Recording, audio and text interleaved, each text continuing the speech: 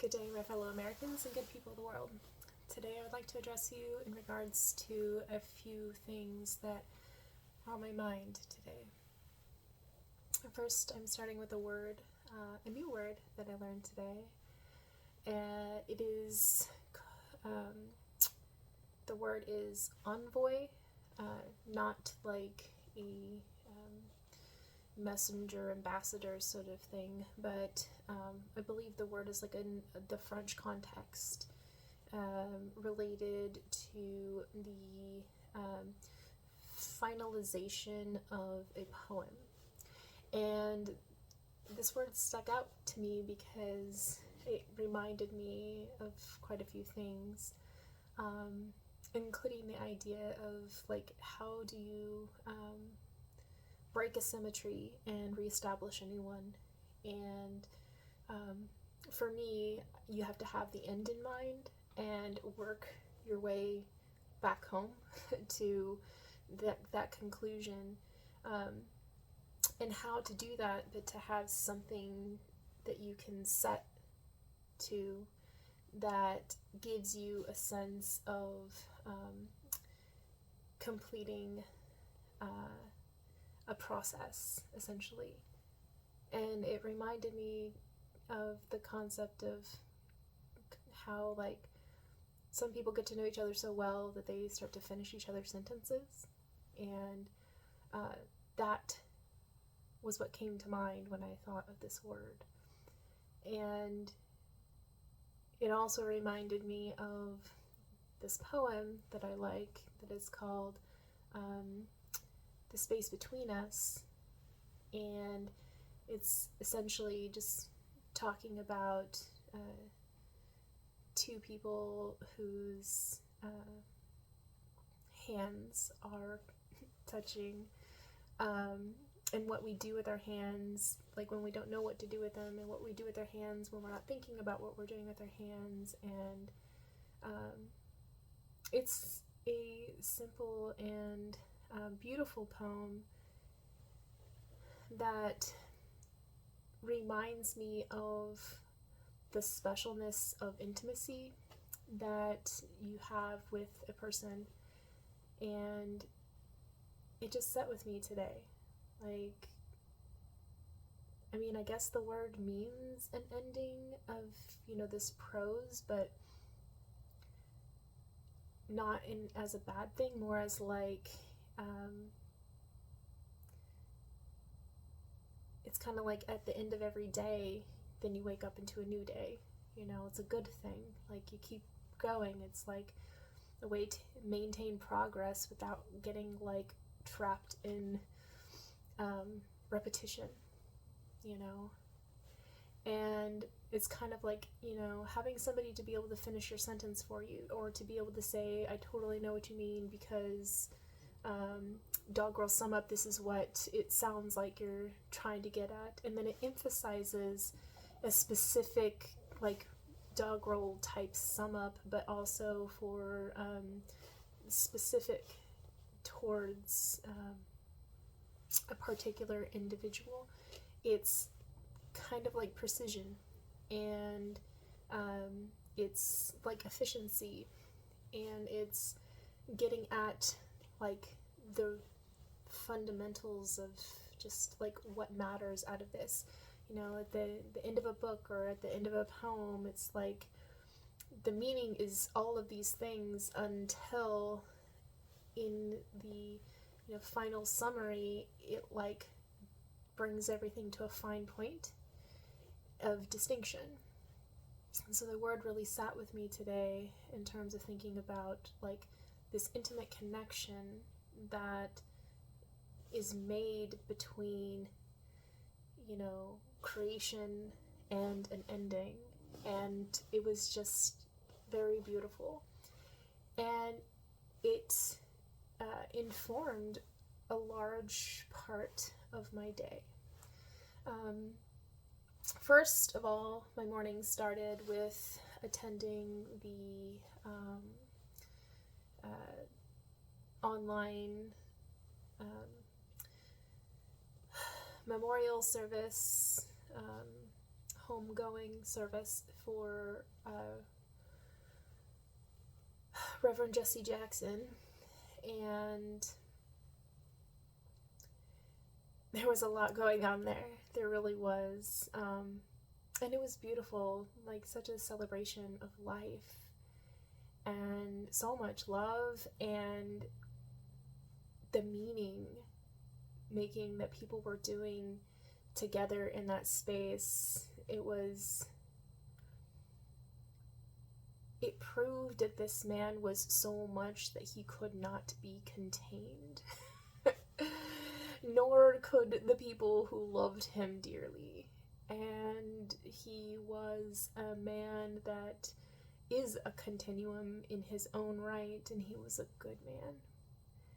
And I was inspired by the stories, and I wasn't planning on watching this morning, and it just happened, and I paid tribute, and by watching and listening and concerning myself with like what he meant to people and who he was for them and what others believe that he represented in the world, that he's no longer here, and there's like this void in this space that needs to be filled, and the funny stories and the sad stories and the long stories and the out of context stories and the enthusiastic stories and the very like emotional, heartfelt, and the tremendous amount of respect that was paid to his family and his children and his wife and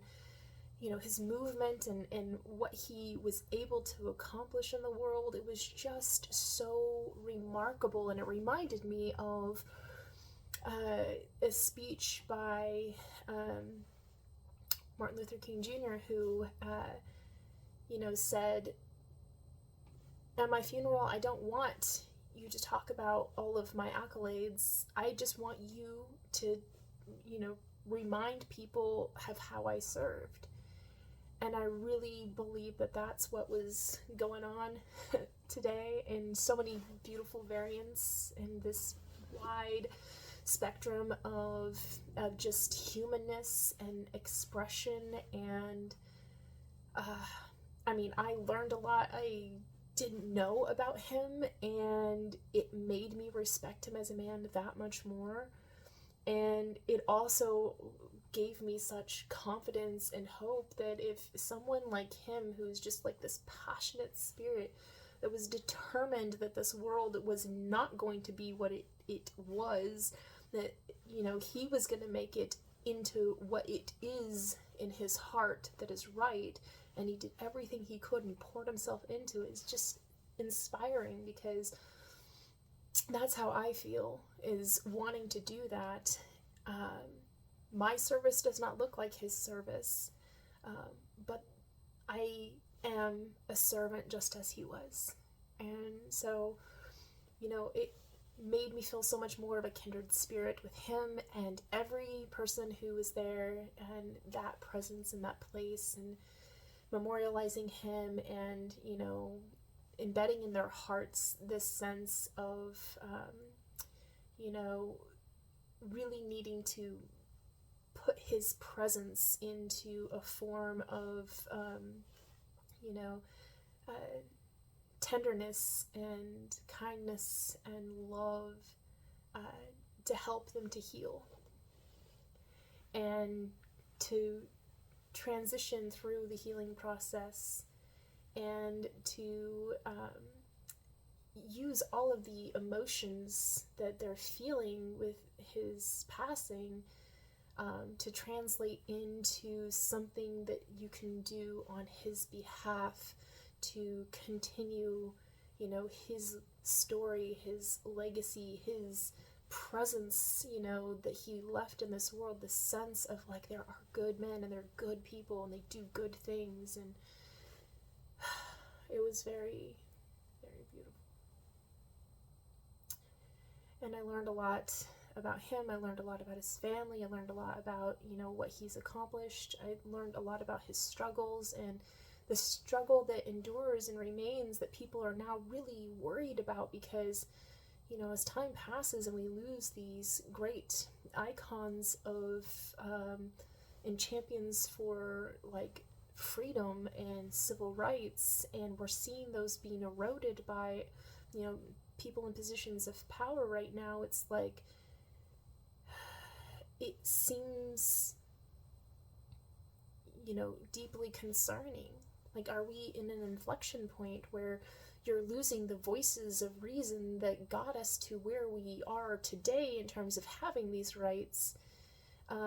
But now we have people that are recognizing that we have fallen into complacency of like, oh, we have these rights, and so, you know, you take them for granted, and so they start to take them away, and people have been lulled into a sense of it's just a thing that's there and we don't have to continue to build or fight for it. And now that we're called to fight for it as it's being, you know, stripped away from us, people are starting to get desperate. And I think that that's why there was so much enthusiasm around his, you know, Jesse's memorial today, was because people were just like, someone please listen to the echo of his life and his service and what he accomplished, and to help us to continue it on, because all of those things are now in jeopardy. And we don't have, you know, these great icons for very much longer, and once they're gone, you know, who's going to remind you of the strength that it takes, and the endurance and the persistence and the determination and the hard work and the work with intention to get these things done? Like, who's going to fill those spaces, you know, if we have a generation that has, you know, forgotten, and who fails to learn from history and learn from culture, and learn from the hard lessons fought and won, you know, by these great icons like, you know, Reverend Jesse Jackson. And so it was quite the morning to spend that time. And then, you know, being inspired by this new word that I love so much. I love words, and that helped me to just feel like, you know, what a beautiful, you know, envoy that Jesse Jackson received today, you know? And by all of his loved ones. But also knowing that, you know, there's no ending to it. One of the people in one of the speakers was like, you know, energy, referencing Einstein's equation that, you know, this vital life was forgotten in the equation, and that vital life keeps going. Everything's energy just transmutes into a different form, to try to suggest that, you know, Jesse didn't go, you know, he just has gone, you know, to his next role of service. And but this vital life force that is him is still here and ever present, and we're aware of it, and we recall it because of his stories. And to me, that was just really special. And then, you know, another part that really touched me was speaking of how Jesse's work could be summed up. Most people say it is like, I am somebody, which I love that so much. It's simple, it's beautiful, it's just truth and beauty. But then saying, like, to see that in every stranger, you know, and then referencing, of course, there was many religious, you know, connotations today. It was a very lively service, and it was beautiful, and the scripture that was, you know, shared was beautiful. But the one story that stuck out the most to me was the story about, you know, this person talking about the stranger is the one that is God, that shows up when you need it. And, you know, just in whatever form. And that really resonates with me because, you know, I see every stranger as a neighbor, a real person that needs to be cared for and cared about. And, you know, you're called to serve, and that was one of the teachings of, you know, Jesus was, you know, I'm not a religious person, but I respect the stories, and I respect the beliefs and the faith and the traditions and of all religions. But in the story of Jesus, like, his simple lessons and his simple truths were just like, you know, love everybody, man. You know, like, he was, in my opinion, just like this peace, love hippie. And, but to love everybody, you know, see everybody as a real person, a real human, a real face that needs to be loved and cared for and cared about. And so that part of that story, to, you know, explain it, I thought it was just so great, because he was talking about, you know, this story about this book that was in reference, somebody referenced about Jesse, but it was written by this author who was just explaining his life story had he not experienced the kindness of the stranger to him, who saw in him, you know, just someone to be loved and cared for and cared about, and to support it in, you know, whatever ways they could. He would not have made it to where he needed to be in life, because he didn't have that capacity. He needed somebody's help, and help arrived in the nick of time, you know? And I just love that so much, especially because it, like, really shows you, you know, always be humble and kind to people, because you never know who it is that you're encountering. And if you just believe that every stranger is, you know, a part of yourself that you don't yet know, every stranger is a, you know, manifestation of God's presence on earth. And again, you don't have to be religious to believe in that. I use God as, you know, it's a term for me. It's God indivisible. It's a thing that says, like, none of us are separate from each other, and we all need each other. For me, it's like Jah provides. Like, whenever you need a friend, they'll be there, you know? And so this story just really stuck out to me in a sense of, like, that was what, you know, Jesse really did in his life. He knew when he needed to be somewhere, and where he needed to go, and when he needed to be there, and who he needed to talk to, and what he had to say. And it was all just in perfect timing, and he lived out in this beautiful flow of his life in his true authenticity, and he was able to serve so many people with his presence and his pleasantness and his kindness and his determination and, you know, his passion and, you know, his passionate purpose and his passionate push. And it was just really compelling to me to hear everybody speak on those terms, in their own words, in their own ways. And, you know, again, just be so enthusiastic about what he was able to accomplish. And man, we need somebody like that in the world today. And I'm glad that people believe that, because that makes them receptive to receiving somebody who's showing up to be that and fill that space, as, you know, President Obama alluded to in his portion of the day, you know, like quoting Isaiah to say, you know, step up, show up, you know, be the one, you know. And you know, it reminds me of, like, nobody else is coming to save us, it has to be you, sort of thing. So it was, you know, really great.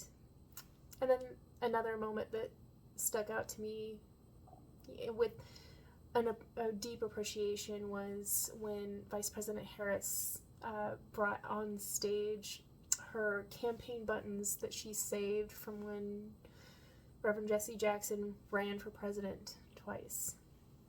and keeping those mementos as like a reminder of, you know, a time and a place where, you know, she showed up and she belonged and she was a part of something that was so much bigger than herself. And, you know, she kept that with her this whole time because, you know, those are the ties that bind. It's those fond memories that you create with other people that have this lasting power, you know. And it doesn't even have to be the button itself, just the remembrance of the button itself is enough to be just like, I'm so proud of knowing, you know, that this was a part of an experience that was long in the making before I showed up, but, you know, I was there and it was great, and I rode the wave of the continuum and the afterthought of it, and it still sticks with me today to the point where my life found meaning and purpose from it, and I thought that was really beautiful. I thought it was a kind, you know, tribute to remind people that, you know, Jesse isn't just in the casket. He's not just in, you know, the memories and stories that we share. He's in the moments that we recall the power of, you know, activism and, you know, engagement and encounters, and, you know, the moment that you remember that somebody's touched your lives in so many ways, and that type of purpose was really just, you know, beautiful to me. I loved the music, and I loved all the, you know, Bible verses that everybody said, because Bible verses to me are kind of like quotes and song lyrics. They are little snippets of profundity that help put things into proper context, and they're like, in a way, kind of how this word envoy works, in a sense of like putting a fine point on it of distinction, so you understand what everything else meant that came before, and to know that it's something you can't necessarily do for yourself, especially when you think about it in the form of a poem. You know, whether it's the person who wrote the poem or the person who's reading the poem, you don't really get to determine, you know, what the ending is. That final point really depends on a lot of variables that are beyond your control.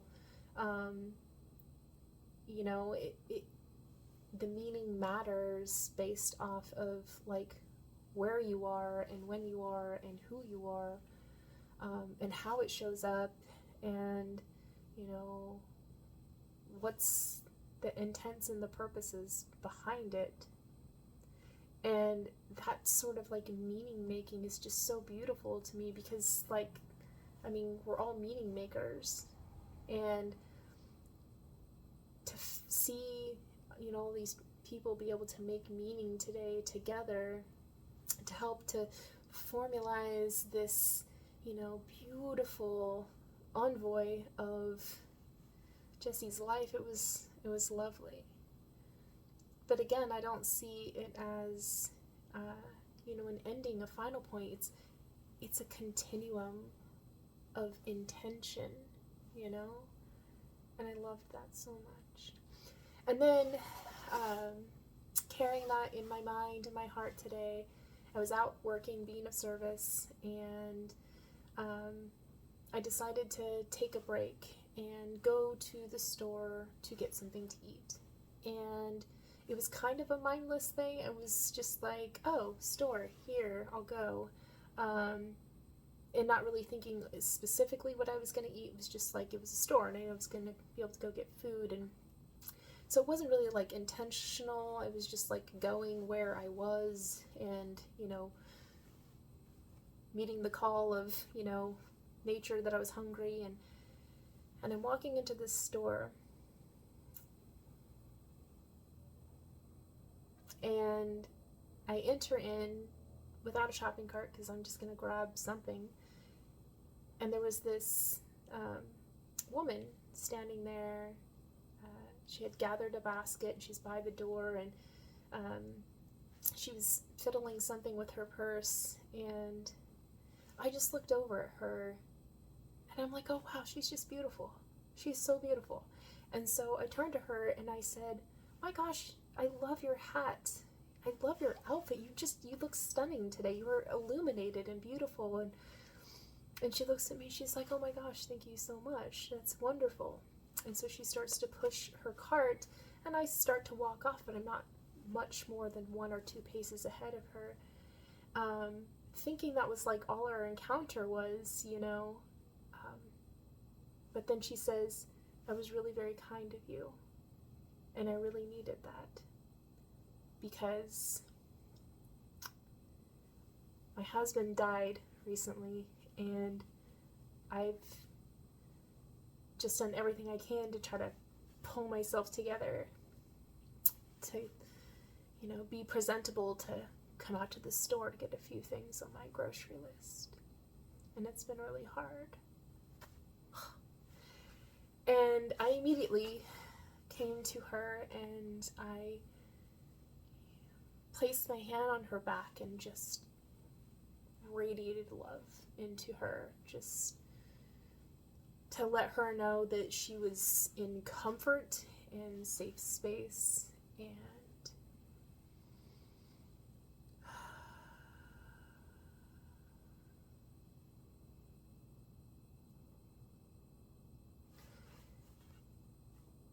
we started walking together, and I'm continuing to like slowly stroke her back, and she's pushing her cart along, and she just tells me who she is.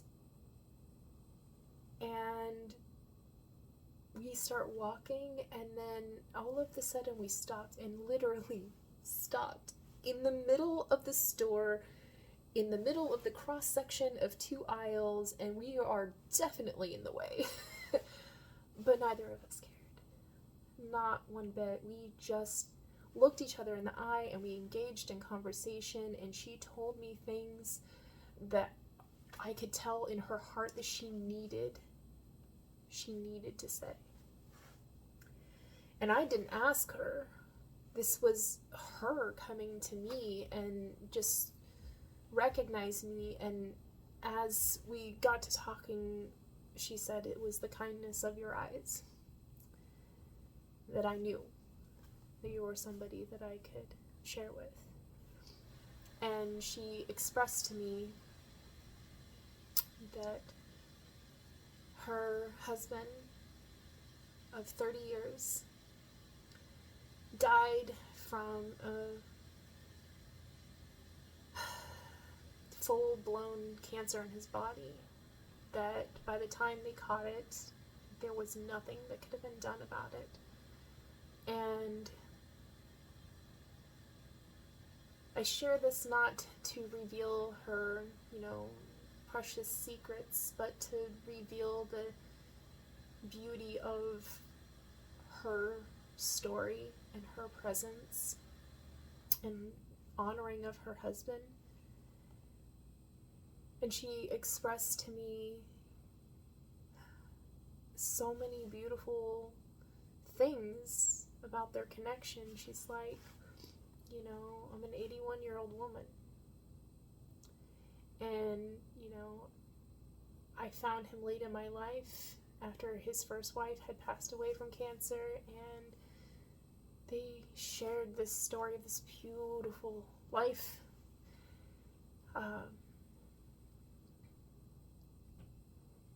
She shared about the fun little dates that they used to go on, their love and passion for Corvettes. And they would go and drive their Corvettes to destinations separate from each other, and they would have picnics together. And they used to go to Blazers basketball games and sit by courtside and watch the game and enjoy that moment and that experience. And, it's just so beautiful to listen to her. And then she expressed, her plan, like what she's gonna do now. And I was just really so amazed by her, because I'm crying in the middle of the store, could not hold back the tears. I'm not like sobbing, I'm weeping, containing myself as best I can, because I did not want to get her into this emotional, upset in the middle of the store. But she was so poised, and she just told me of, her life in this beautiful consort with him, and the amazing, stories that they had. The beautiful story of how they met was just so adorable. Like, her writing in a dating column in the newspaper and him writing into it as well, and then they happened to meet, and then he was just persistent in seeking her out, and he was such a gentleman, and he was so kind, and he treated her like a lady and won her over. And I just thought that was so beautiful.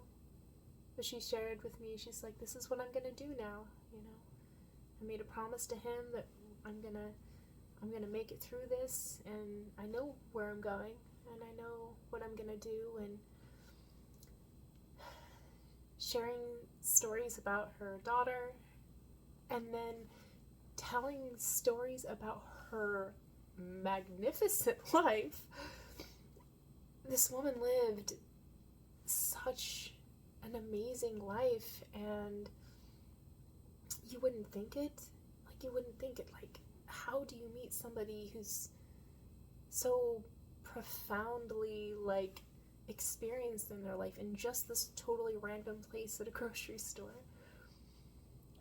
But she shared her stories, and, what really lit up wasn't when she was talking about herself, though she definitely had some animation to it, and it was so good to get to know her. But it was when she talked about others who entered her life in these encounters, and she expressed, just sheer gratitude and appreciation, and championing for them, and favoring them to show them that, I told her, I said, it sounds like you have the might of great care, and that you spread that like wildflower seeds everywhere you go, and I'm sure it's springing up with, immense joy for everybody to feel and to experience and to remember fondly, and the simple things that she focused on and that she cared about. And I could tell, she was older, 81 years old, and I could tell that she was having a struggle kind of standing there. So we found kind of like this produce stand within the store that she leaned up against, and we just kept talking, and we kept talking, and then we would try to break away, and then a new story would come up, and she would share something else with me, not in a sense of like she was trying to keep me from going, but she was just like, this rolls into that, and then she just kept sharing, and it was remarkable, especially because of her knowing so much about people that in my life I have looked to as being these, really important figures in my life that have helped me to have so much meaning in terms of my sense of, understanding like how to do good work and, build something incredible for the world. And then her stories of like the things she delights in, and the dates she would go on with her husband, and their beautiful relationship, and her wonderful relationship with her daughter, and all of these people that have touched her life, her telling me of how she gives them favors of thanks and compliment. And I saw so much of myself in her, and I just let her speak from her heart, and I only reflected back, my sense of like, wow, that's an amazing story, like, oh my gosh, that's incredible. And then to remind her is like, oh, that's so caring and so thoughtful, and it was all genuine and true. I like wasn't trying to impress myself upon her. But I made it a point to let her know, like, that was the best conversation that I have had in a very, very long time. And it was because she was just so true and authentic in who she is, and she showed up, and, she initiated the conversation and welcomed me into her world and was willing to share with me openly and, discuss these, interesting ideas of, what her life is about and what it's been and like where she's going with it. And, we stood in this grocery store in the middle of the way. We did eventually kind of like move to another spot, but we were still in the way, just in a different spot. But we stood there and we talked together for what I clocked once I started realizing time was passing, only by, like some external thing like alerted to me to, what the time was. We had been there talking for at least an hour and a half in the grocery store, just there talking. And time just was at a standstill.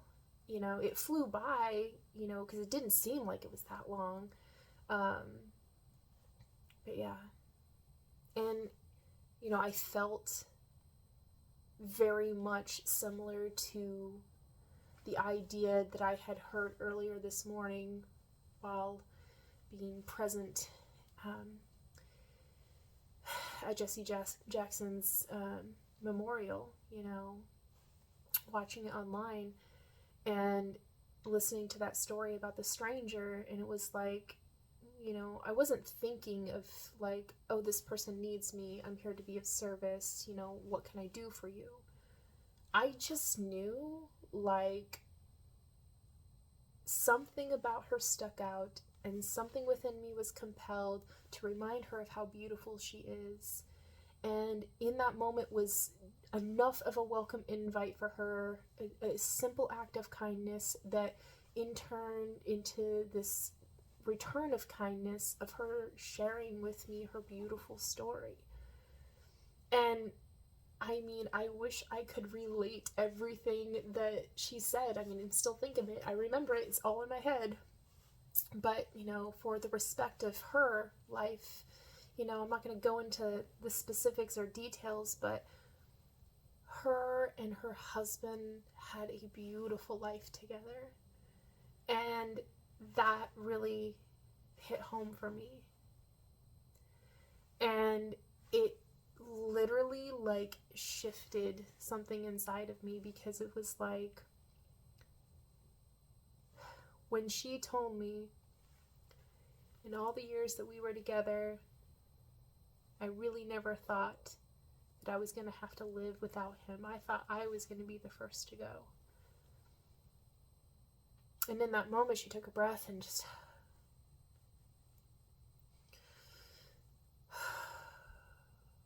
I felt this like wave wash over me of her sense of how do you complete your sense of, belonging when that which everything that you knew is no longer there. But how incredible that pain must feel to love somebody that authentically and genuinely, and then for them to be gone and your whole life has to make sense again in a new way. And it was just like, doesn't everybody want for a love like that?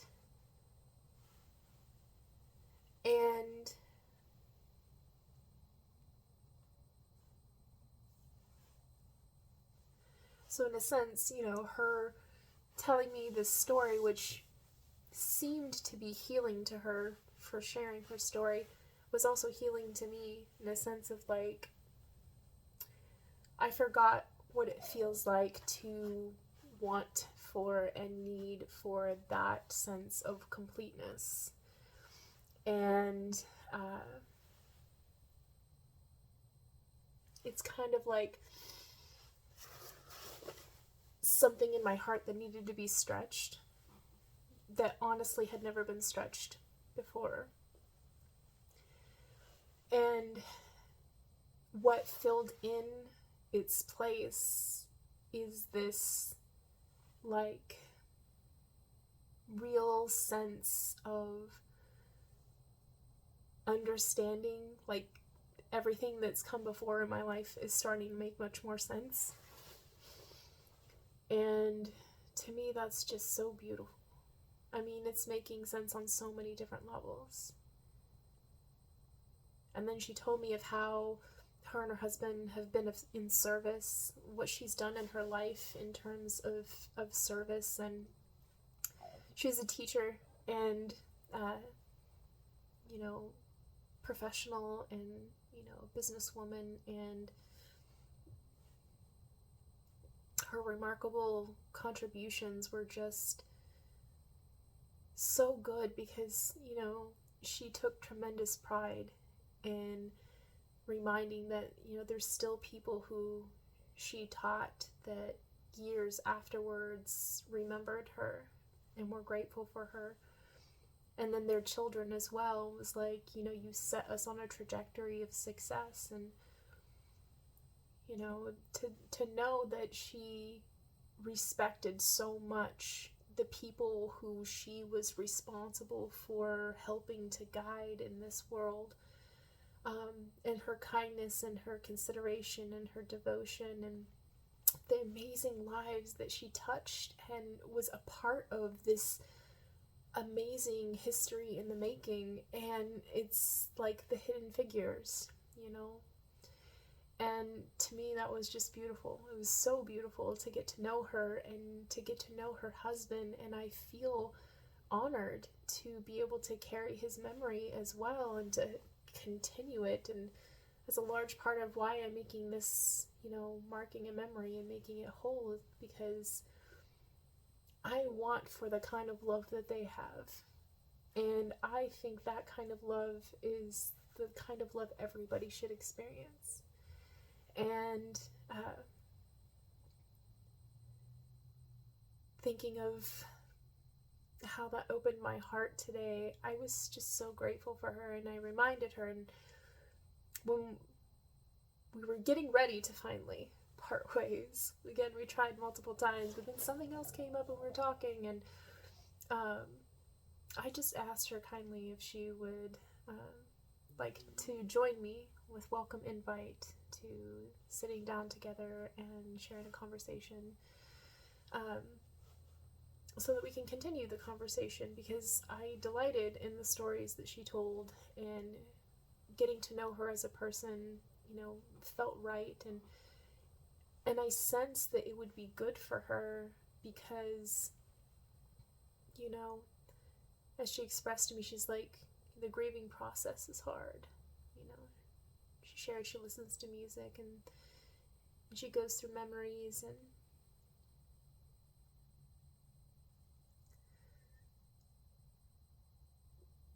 one of the things that like really stuck out to me was her talking about how romantic her husband was and how he used to write her notes all of the time, and that they accumulated over the years, and how grateful she was to have those special moments that he made important for her, to remind her that she was important to him, that she has those to remember and reflect on. Like, to me, that's just really beautiful. And it reminded me, as I parted ways with her,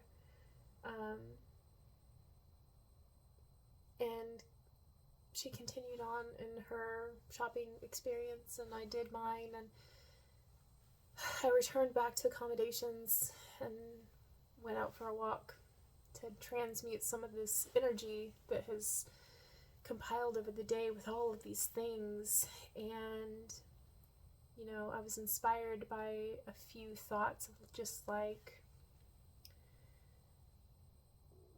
wanting to continue to be of service in the ways that I've been inspired to be of service, and to find a way, and really taking away from, you know, Jesse Jackson's memorial service today, this sense of, you know, there is a model by which I can figure out how to connect with people to create a movement that could help to get us all to work together to accomplish the things that I believe in, that will help to make a better America and, in fact, a better world. But I know I can't do it alone, but we can do it together. And just listening to the stories and enthusiasm of everybody today, like, people really will, what's the, you know, movie quote phrase saying, if you build it, they will come, sort of thing. I know that if I can build the movement, how I can, that the right people will show up to show me, you know, what I need to do next, being open and receptive to that. But I have to stay true to myself and who I am, and I really do believe in my heart that these conversations are important, that I'm sharing, because it's marking a memory, making it whole, but it's also creating a record scent for people when they finally do, you know, recognize, you know, that I'm here.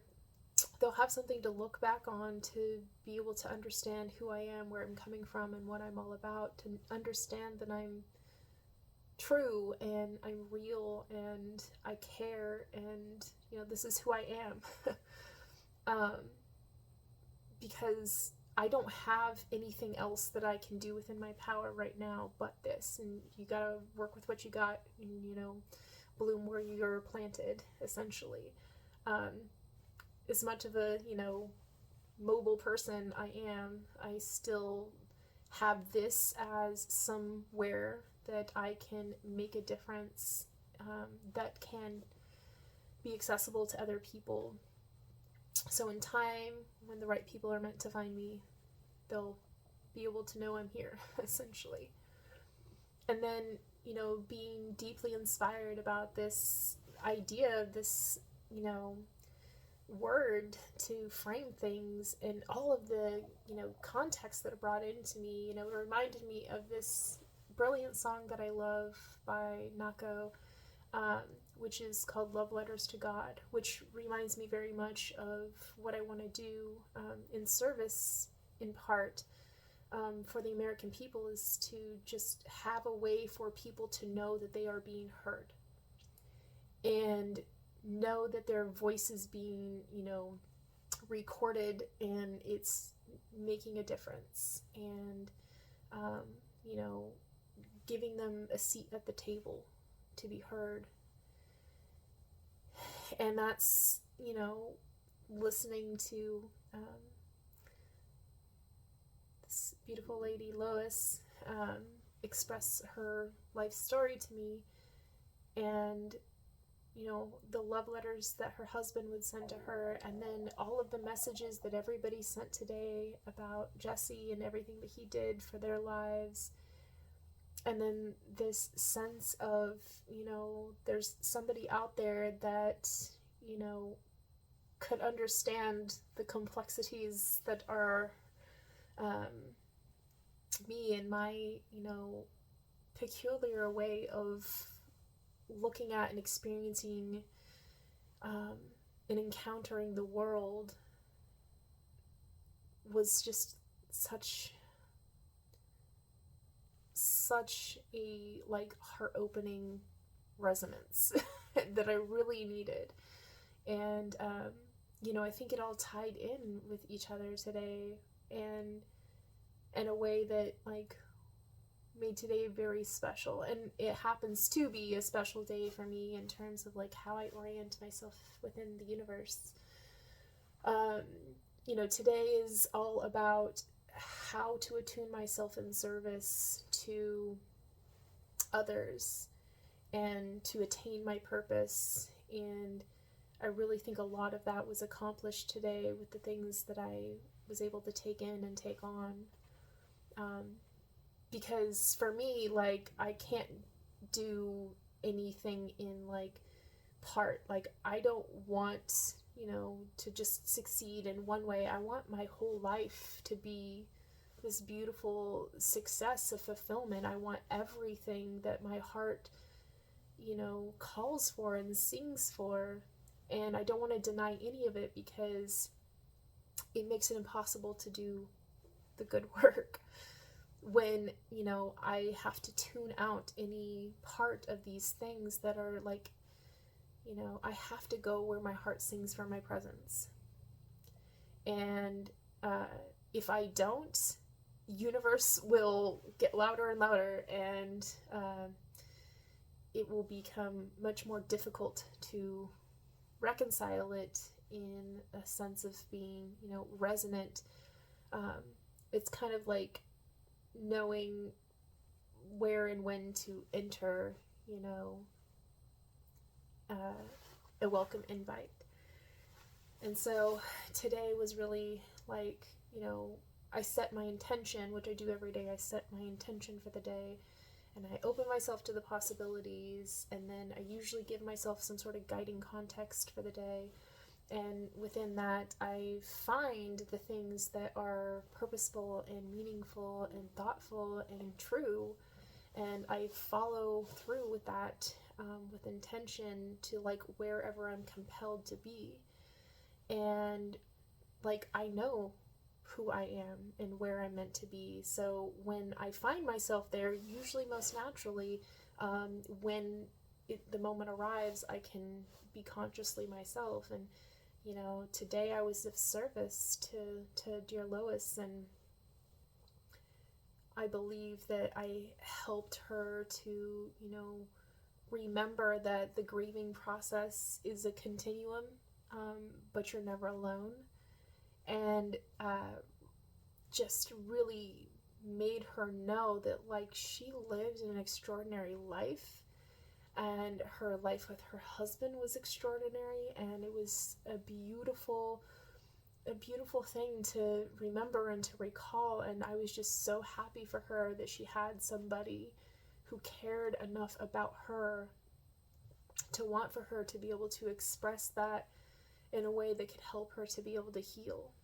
And really just, like, so grateful that I was able to get to know an amazing person,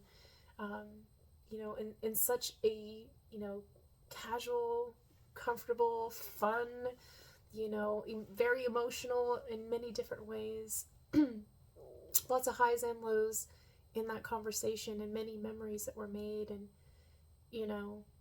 it's a thing that happens whenever people share conversations with me. Like, my mind laboratory opens up, and I just start seeing, what they are revealing to me, and it really, like, gets into this sense of, like, we're so much the same as people on the fundamental level. We all want for the same things, in varying degrees and in different versions, but it's always the same.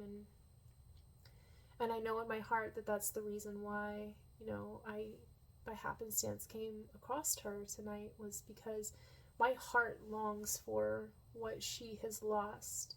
And knowing that, one day my heart's going to be broken too. Like, that it's the, price you pay for love. And wanting to have that intentionally, and to really recognize that as being, love in a way that I never understood it before. Like, to me, love is so many different things. It's just everything. But love like this, I was not open to. I needed the model for it.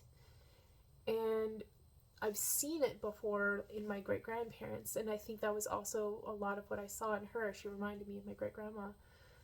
And, it was just like, good men exist, and true love is real, and, it doesn't have to be like a struggle.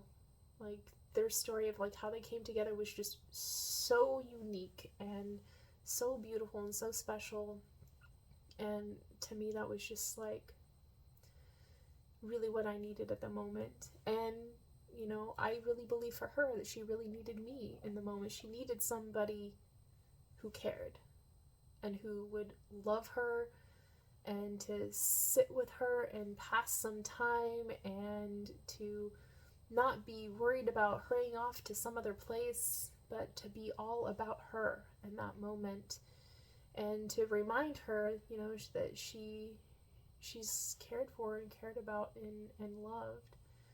That type of love I have for everybody. I mean, even the worst of the people in the world, I have that love. It's just innate, it's natural. I don't like everybody, but I love everybody. And so it was really, special to me that I was able to get to know her more, because that opened me up to love her in, more compelling ways, to the point where it broke something open in me. It was just like, that's a model that you have never had before, And it's different for me than like watching a movie or, some fictional thing. I operate best off of facts. And, fiction and fantasy and these sorts of things are like, I can make sense of it and it's okay, but I like things that are tangibilities and fact-based, and that's how I make my best models. Everything else is kind of like fuzzy and kind of like covered in this fog or whatever, and so I can't really make like real distinguished models unless it comes from a real person. And so to me, encounters with people, real people, face to face, is very important. I have a hard time with online things, because to me it's like, yes, I know you're a real person and this is real, but it is only to such an extent. Like, face to face encounters is the most true, honest form, of connection with people. And I want for the world to have more encounters face to face with people, and it's unfortunate we don't cultivate that with intention in society, that we're, forced to mostly meet each other in a screen of distance, and it works, but, it doesn't work perfect for everybody. Like, people like me, there's still something there that's just, I have to fill in the rest of it myself, because I don't have that presence of another person. It's the presence that makes the connection, on the deep, true, authentic, personal level. But, meeting Lois tonight, she gave me that model and resonated with me and opened my heart, and now I expect, and I know, and it's going to happen, because it happens every time I meet an incredible, human being and connect with them on a deep and personal level. Like, I'm going to go to sleep, I'm going to wake up tomorrow, and the world will be fundamentally changed for me. I will never be able to go back to who I was. I will never be able to see the world again the same, ever again. She transformed my life. She transformed who I am. She opened my heart. She opened my mind. She changed it. And I just wish, I really, really wish more people understood the power of presence, But, every love model that I've ever had before has been mostly negative. Lots of negative. So much negative. And the positive things that I've been able to gather have been, again, like, it has to be real in order for it to be resonant. And really, it's been mostly my grandparents' marriage. And the only other like real connection that I make in terms of like what love is like I feel it and I hear it and I get it and I can intertwine it with music. But for me, it's my favorite love story is Howl's Moving Castle. It's a Studio Ghibli movie, and I love his films. The artwork is incredible. The storylines are beautiful. I love the way he, you know, captivates the audience and, you know, portrays humanness. He's just very, very good at that. Humanness, human emotion, children, and food. Those are like the main things that he does really, really good at. But this story, not the book form, I've never read the book, probably will never read the book. It's the movie that I love, and it's just so beautiful and simple, and like that's the kind of love, you know, that has helped to inform most of my sense making in terms of like what is love, because I have not had like a tremendous amount of positive relationship experiences in my life. And you know, I think again, it's like if you don't have these beautiful, wonderful models of and have real human encounters in your life, it is really hard for you to understand how that is present in yourself, so that you can attract it in, you know. So Howl's Moving Castle's always just been this like beautiful abstract ideal of like a love that is, you know, not, you know, pushy or, you know, forceful. It feels right, and it just moves naturally without question. Like, we're doing this thing, and this is just the way it is, and have, you know, as much of a good time with the experience as you can, and, you know, don't question it, just go with it, the flow, because, you know, what feels right is, you know, what is meant to be. And, you know, as long as you're following your heart, you're always going to be where you're meant to be, sort of thing. And that to me is true, because then it gets away from the like obligations or the expectations or somehow having to change who you are in order to, you know, conform to who others are. Like, and it's hard. It's very, very hard to get to know people, especially on a like deep and intimate level. And I committed myself, that was one of the things I was going to figure out this year, was like this whole intimacy thing and whatnot, not just in the like love and romantic sense of like finding a life partner, which has always been a great challenge for me, because again, I didn't have models, but also like the intimacy of like the might of great care. How can I be of service to people in such a way where they can trust me to, you know, serve on their behalf with a tremendous responsibility that, you know, is becoming increasingly higher and higher stakes. And so people are going to become more and more desperate, and they're going to be less and less inclined to trusting something that is different and new, and they're going to hold on to change, like, or onto the status quo and prevent change. It's going to be like, you know, a kid holding on to the skirt of their mom and too desperately afraid to let go of that to be able to embrace something new. And it's a human condition, and especially when things become more destabilized and, you know, things that you're used to are being broken apart by things beyond your control, especially when it's in a violent way or an oppressive way. Like, it makes change about fear instead of about love and embracing this like new, amazing, fun, interesting, like glorious, experimental, you know, adventured quest to find the answer in a living embodiment of it. And, you know, So when I thought today about all of this stuff, I've intentionally avoided the news. Mostly because I know we are getting deep in with it, with these like really terrible decisions by the executive branch of the United States government. I mean, the whole entire executive branch is just taint and terrible and increasingly tyrannical and, you know, traumatizing people.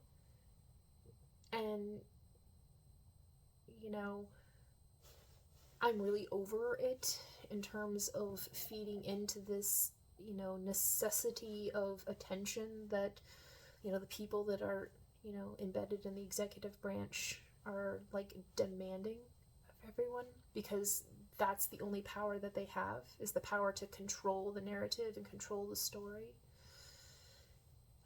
And, you know, I really see this as like this, I don't like using the word battle, but I use it because, you know, I frame reference everything into like context of things that like I have value in.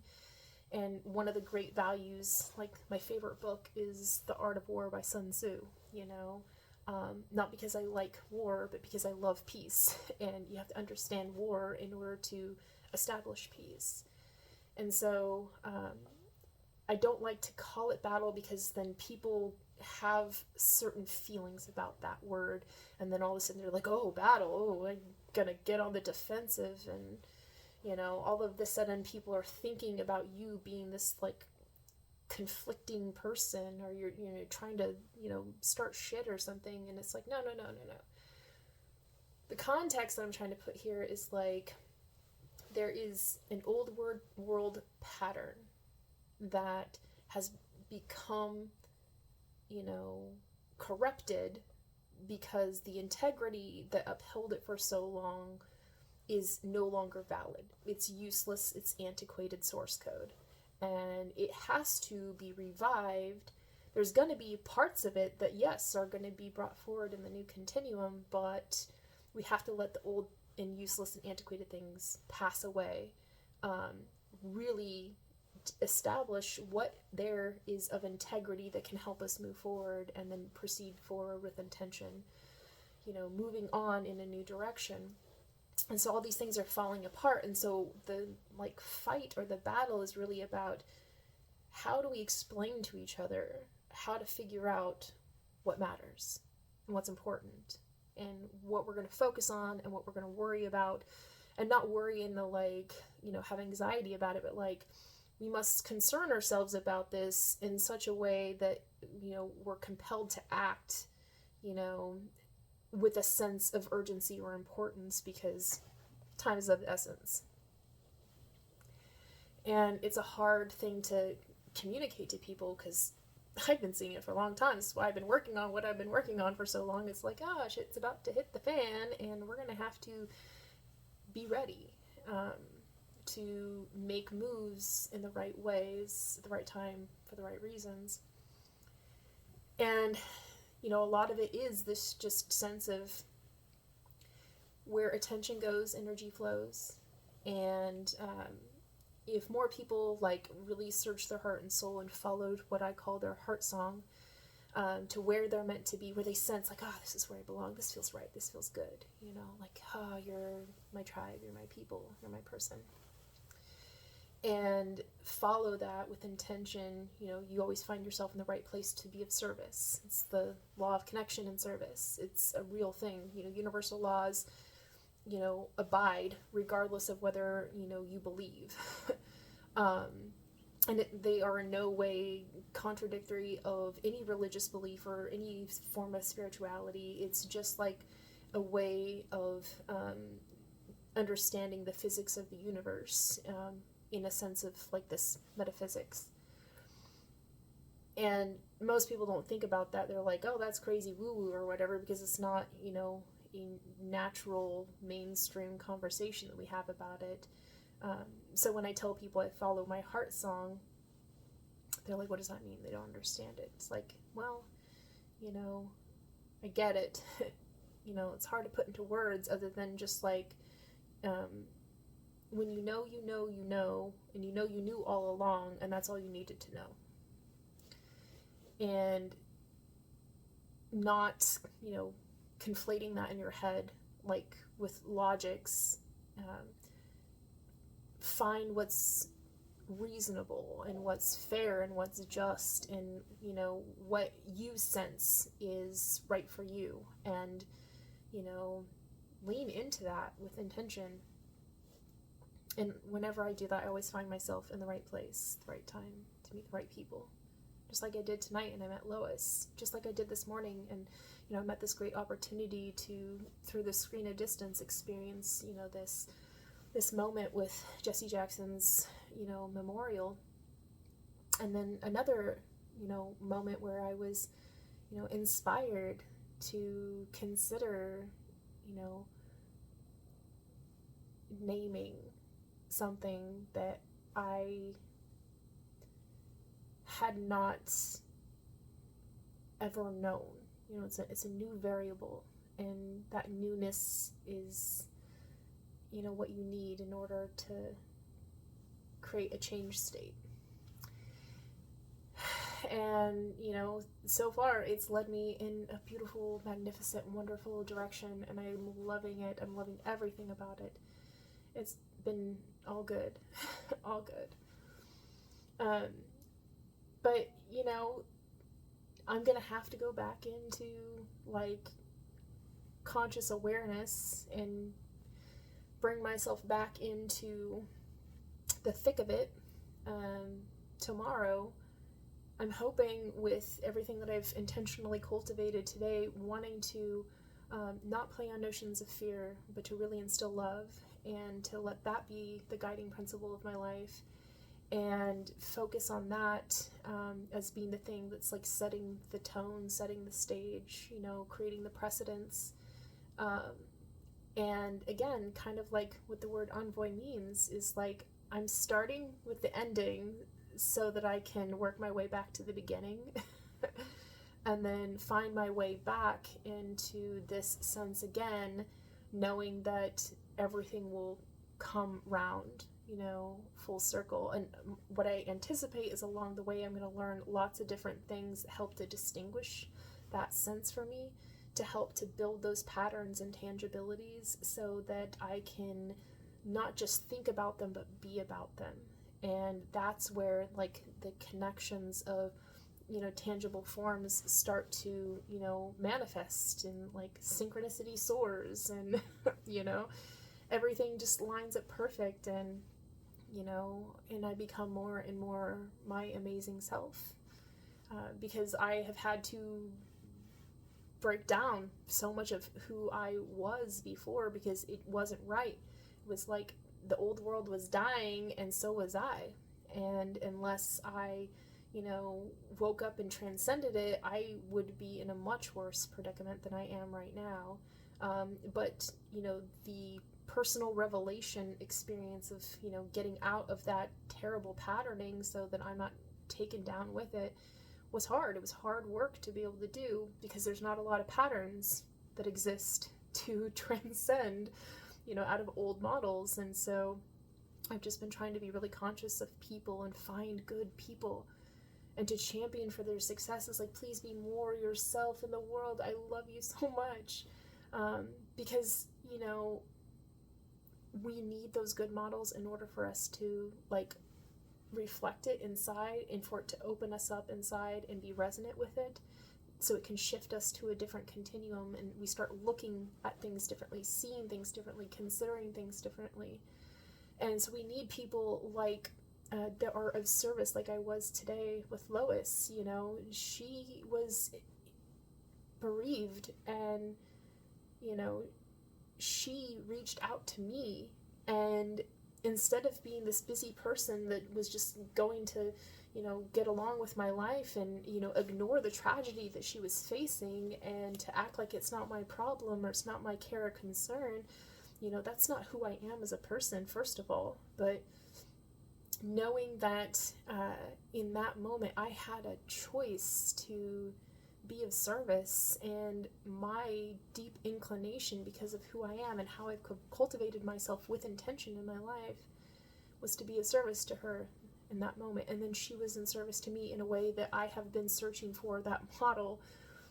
I've been holding on to the abstract for so long, like this prayer that I kept repeating to myself over and over again, and now seeing that move from these, abstract generalizations closer and closer to reality, to the point where I found a real human model for it, and it reflected back to me in this resonance and opened my heart, and I feel the mutation happening inside, and I'm transcending to a higher state of consciousness and realization of my place of belonging in the world. And I had to go work it out, go for a walk tonight to work some of that energy through. And in the process, I had a beautiful, wonderful experience with one of my little friends that, I encounter sometimes when I'm out for walks. And it was all like good things happen when good things happen, and then you stay on that flow and good things continue to happen. And now that I've, opened up and I have new models of framing that are moving away from fantasy and fiction and mythology into reality, like I'm coming back home to center, and it feels really, really good. But I need more models, and I need to know that there are going to be people that are going to be out there to be of service in the ways that I can't, where I can't be. Because there are more people like Lois that need you to be of service. There are more people like, Reverend Jesse Jackson's family is grieving, the loss of this incredible force of magnificence that filled such an important space in their lives, and that presence is gone, and everybody showed up today to remind them that his presence has just expanded to the point where it's not concentrated in his physical form anymore. It has become this spiritual enveloping, and we are all carrying a piece and part of it with us. It reminds me of this really beautiful concept that I read once, or actually I didn't read it. It was I read it not in words, but I read it from somebody's oratory story that they told me, and it was essentially like, you have to think that the world is the same atmosphere that has always been here, and so we are breathing the air of our ancestors into us, and as weird as the connotation is, you think about like COVID, just in the air, people were able to contract that and spread that, and it was transmittable, amongst us just through our air, and it affected us internally, and our bodies like changed because of it. And you think about it, like, not trying to be like a germaphobe or something like that, but we are saturated in the atmosphere of everything that has ever been here. And so when you think about it, removing the negative context of like, oh, that's kind of terrifying, you think of it also as that means the same breath that Jesus Christ breathed, the same breath that Martin Luther King breathed, the same breath that Reverend Jesse Jackson breathed, the same breath that Mike, Lois's husband, breathed. Still here, man. It's still here, and it's circulating, and so we're breathing that in together. And so you think of that sort of like everything is connected. It's an inescapable reality, and thinking of things on that fundamental level gives you something really like small to think of in a very big way, and how we're all connected and how everything's connected. And it's, as they say, there's no planet B. In my hat, it says in the back, it says support your local planet. This is the most local planet we have. And for me, it's just like recognizing that connectiveness that we have with one another. And then you recognize when you care you know, that everybody needs somebody to care, somebody to help. And then when you show up and you're just of service to others, everything that you need shows up. Everything that you need is within you, and you will just be attuned to be like, this is what I need to do in this way, in this, you know, capacity. Everything you need will show up for you at the right time, including people. And, you know, it's works not just in how you're in service to other people, but also in how you need to be in service to yourself to achieve the good life for yourself. Like, all those things come to you as well, like, once you start opening yourself up to it. That's why, you know, we need good role models in society, you know, and peaceful role models. But the unfortunate thing is, like, especially now as everything's starting to, you know, break down, and, you know, people have, you know, lost their way and forgot about the importance of our connections and mutual respects with one another. You know, we're infighting and conflicting with each other because we misunderstand one another. And so there's a lot of, like, violent conflict that happens, and, you know, people only know how to play on notions of fear and violence, and war proliferates in that type of atmosphere. And then we're all breathing it, and so the only way to, you know, change it is to transmute our sense of, you know, be careful what you breathe into the world, you know, not just in breath, but also what you speak. The words you speak have power, and there's energy and force behind it. And then, you know, care about the way that you think, because thoughts are things, and, you know, really, it seems like a tremendous responsibility. Like, you gotta be careful, you know, what you wish for, because you just might get it, sort of thing. But that doesn't have to be a scary thing. You know, bad people tend to, one of my favorite quotes is like, you know, selfishness and evil is selfishness, tends to have the devastating proclivity of devouring its perpetrators. And so there's going to be a point in time, if you become too selfish and self-centered, that, you know, you're going to be so internally shut off from the connection with other people that you're going to stir up an internal battle within yourself. And then the only thing that's going to change it is a shock of revelation, and you're going to have to go through your own personal revelation to transcend out of that. And that's a really hard place to be. And we're going to see a lot more of that, and people could go crazy if they don't have good models to reflect, like, well, how do I work out this, you know, how do I work out my salvation with fear and trembling? Like, if you don't know how to do that, you don't know the best models, you can't see that and experience that with other people who are there to, like, help you, you know, be of service when they need to be there. You know, you get lost in that kind of stuff, and then people become, you know, even more dark and vile and mean and cruel and violent, and, you know, it infects everybody because it's in our atmosphere. So we have to transmute it and change it, and we only do that through, you know, our encounters with one another and our experiences and the things that we say and we do. Small acts of kindness are like little stones that make tremendous ripples, and kindness is a currency. And it's really hard when we live in a violent world and people do violence against people, for you to maintain your solid state. Like, people want to bring you down, and they delight in it, you know, because they want you to be as miserable as they are. They may appear to be doing great on the inside, but any person that intentionally harms another person is deeply disturbed. There is something fundamentally wrong with that person, and they're not okay, and they need help to figure out how to be a better person. And, you know, and they end up turning good people into terrible people. And, you know, then the cycle just continues. It's this, like, you know, cycle of conflict that's almost impossible to transcend.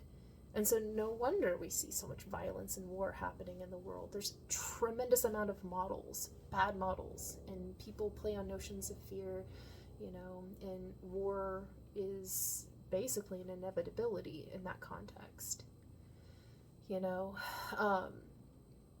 And the only way to solve for it is to start having different conversations with each other and start role modeling good humanity.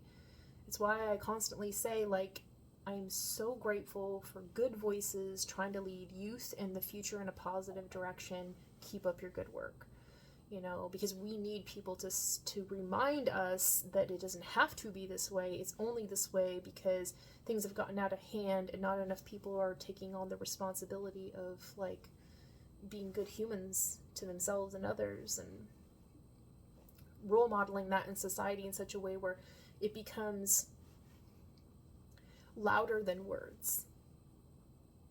So when you walk into a grocery store, something compels you to want to send a kind compliment to a lovely lady wearing a beautiful outfit, and that is enough to open a door of conversation that helps her to be able to process some of her grieving, and in the same time provide you with a new model of understanding the world and human relationships in a beautiful, authentic, genuine way, and you grow as a person and they do too, and like those are the types of relationships and encounters we should be creating and fostering and embracing in our lives.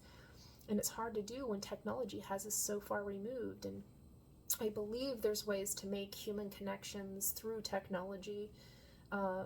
I just don't think it's possible with the people who are right now creating our technological advancement trajectories, the type of innovations that they are creating right now.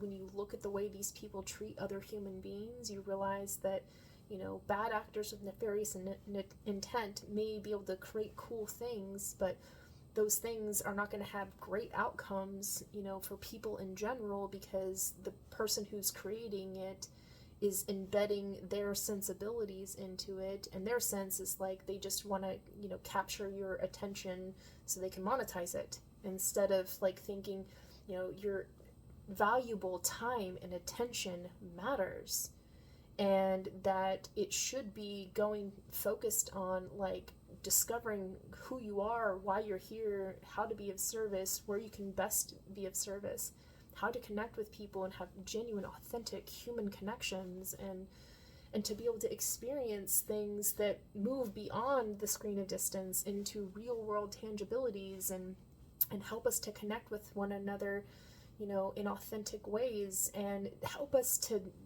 break through, the differences that we have and find common ground and help to understand one another. Because if it's one thing that I have learned through all of my years of reading Sun Tzu and reading, The Moral Meaning of the War, and all of these, wartime books that I've learned and read, and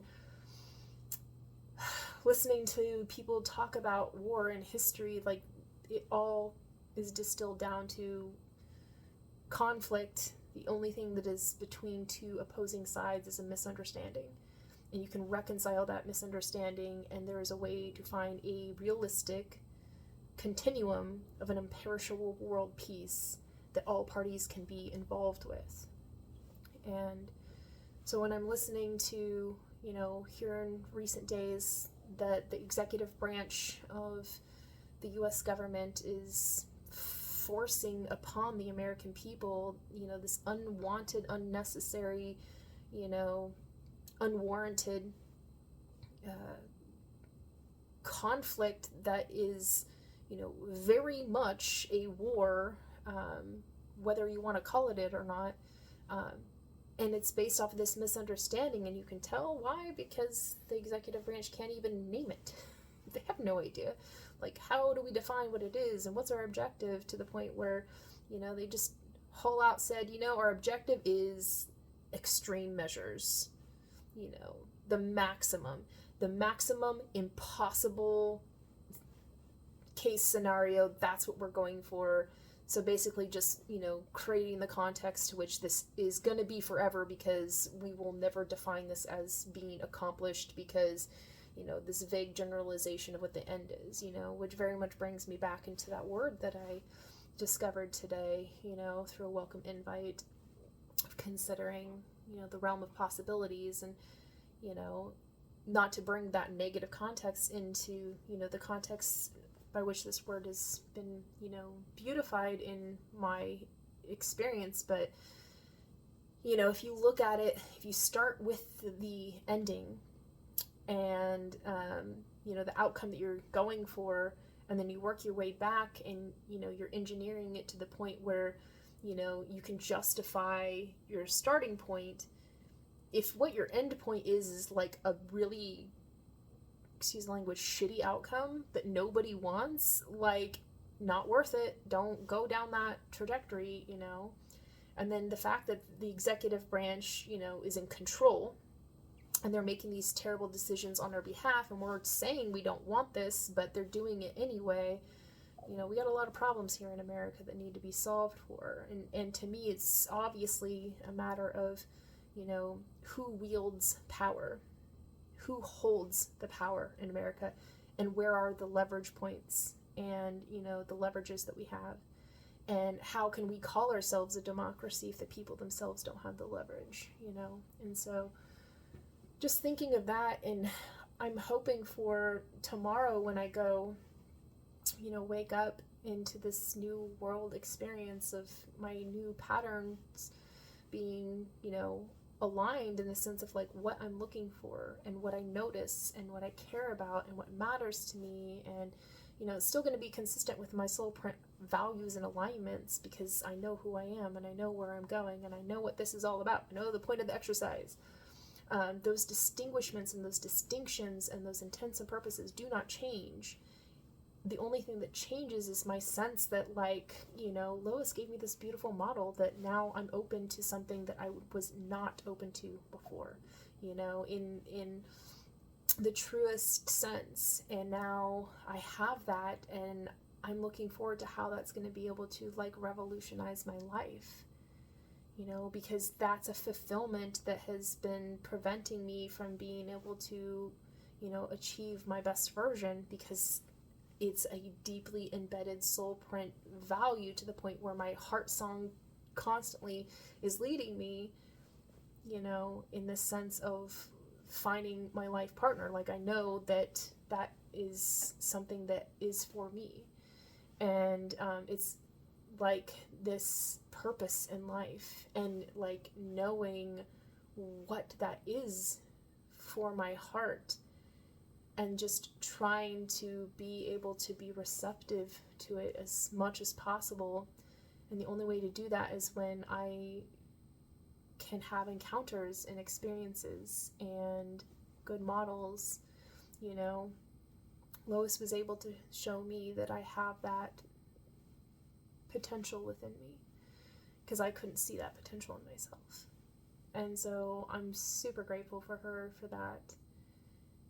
And then the memorial service this morning, seeing so many models there that were reflecting back to me, all of this vast potential within myself, that I have the capacity to cultivate. I'm just trying to figure out, what's the thing that is going to make it so that I can help people to trust me. How can I establish rapport and do it so in such a way where they don't feel it's like me trying to garner a bunch of attention, because that's definitely not what this is about. The attention is, I deal with it. I don't like to be the focus. I want people to just wonder about what I mention, and hearing these stories today about what Jesse Jackson was able to create in terms of, like, captivating hearts and minds and getting people to follow him, was really resonant with me. It was a great model. I really wish that I would have been able to meet him, be in his presence. And I think that type of, engagement and encounter with a good role model who is, this, champion for human and civil rights, and to be a part of that type of, like, movement of progress would be really important to me. It's not the same as, like, going out and seeing and experiencing people who are, like, protesting, because, that's one model, but it's on a low motivation scale in terms of, like, that's a person with their own free will that chose to do that, and they were compelled by something outside of themselves, to go be a part of something that was much greater than them. I need the model from the other end of that shows like, well, this is how, you do that. This is how you compel people to be involved, but it has to be the right model. And, I know that, sending it out there, Jah provides, eventually that model will come to me. It's all in right timing. And I know it only comes when I'm most receptive to it. So that's in part why I, took the time and, spent my valuable time and attention wisely. It was good time spent to listen to this memorial this morning. Just like it was good time spent having this conversation with Lois at the grocery store. And then just listening to a trusted voice that has been a really important mover in my life. Movement in a way that I didn't know was even possible. Again, the way I look and perceive at the world, I'm just constantly trying to vast synthesis everything and to get it to make sense in such a way where I can put it into tangibilities and form and then act upon it. In such a way where it's not like, cheap parlor trips, but I want the magical prestige of like, yes, this is meant to be, and to be able to captivate people's minds and hearts with that sensibility. And so when I find like a grounding when I'm doing this work, it's important. It's an important part of it because it's kind of like, you don't want to be out in space without a tether. And needing to have, somebody kind of hold your hand through the process and to feel like you're not alone in the world. And it's a real rare thing to find somebody that can do that, especially in a world where, people tend to attack the things that they don't understand. And I'm a very peculiar person. By this time, I'm sure you have realized that. So to find people that I can entrust to place trust in is, it's one of the constant working models that I'm, evaluating and considering because it's an important thing for me. It's kind of like I know I can't do my best work until I'm anchored. And once that happens, then I know I will be able to set sail. And it's getting the right pieces in alignment. In the meantime, I'm just still continuing to do my good work to get to where I need to go, having the conversations. And it's important to me to have conversations about, current and relevant events. It's important to me to have conversations, about these, deeply personal human things. It's reiterating it for other people who may, whoever tunes in, whoever tunes out. But for me, it's also important to say it and speak my truth into the universe, because, it's the only way that it's ever going to be able to echo back. These things are important for like building, the complex necessity of a good life, because I don't want to go into any position of authority or decision making on behalf of other people and be coming from a place that's not whole. And I don't need other people to complete me. I need for myself to be complete enough that when I experience others, they're familial, they're similar, they are relatable. I can see myself in them, because then I can know how I can best serve them. And, there's few people that you can be in close proximity to where they don't become too much of a reflection or intentionally try to, excuse the language, fuck with you, because they know they have your attention. I just want people to be true to who they are and just be as they are, because that authenticity is truth and reality, you know? And that's where you can make things of integrity, you know, with intention. It's, you know, different when you're engaging somebody with intention in a conversation. That definitely changes the variables, and the context and the situation, and, you know, the historical context in terms of like, how is this being made into a memory, like what is being embedded in this you know, moment as it's being marked. And like those distinguishments are what develop over time to establish rapport. And, you know, you have to have trust and you have to have honesty in order for rapport to have a good outcome.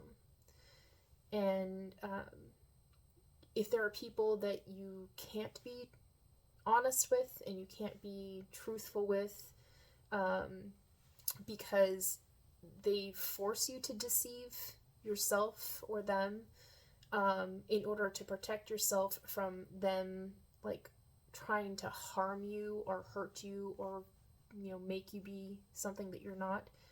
You know, you can't trust a person who is like trying to play with you like, you know, you're an object to orient for their own sick pleasures. Like, it has to be, if you're entering a conversation in a, you know, dance of trust with somebody, it has to be, you know, welcome invite, and, you know, not play on notions of fear, you know, speak truth about yourself, and, you know, the best truth you know, and, you know, not try to control other people, because there's only one thing we have power to control, and that's ourselves.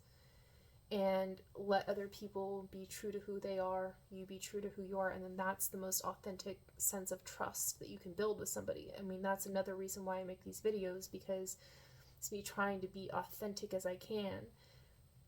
I can be, you know, structured and ordered and read from a script, and I know how to do that, and I can sell a speech.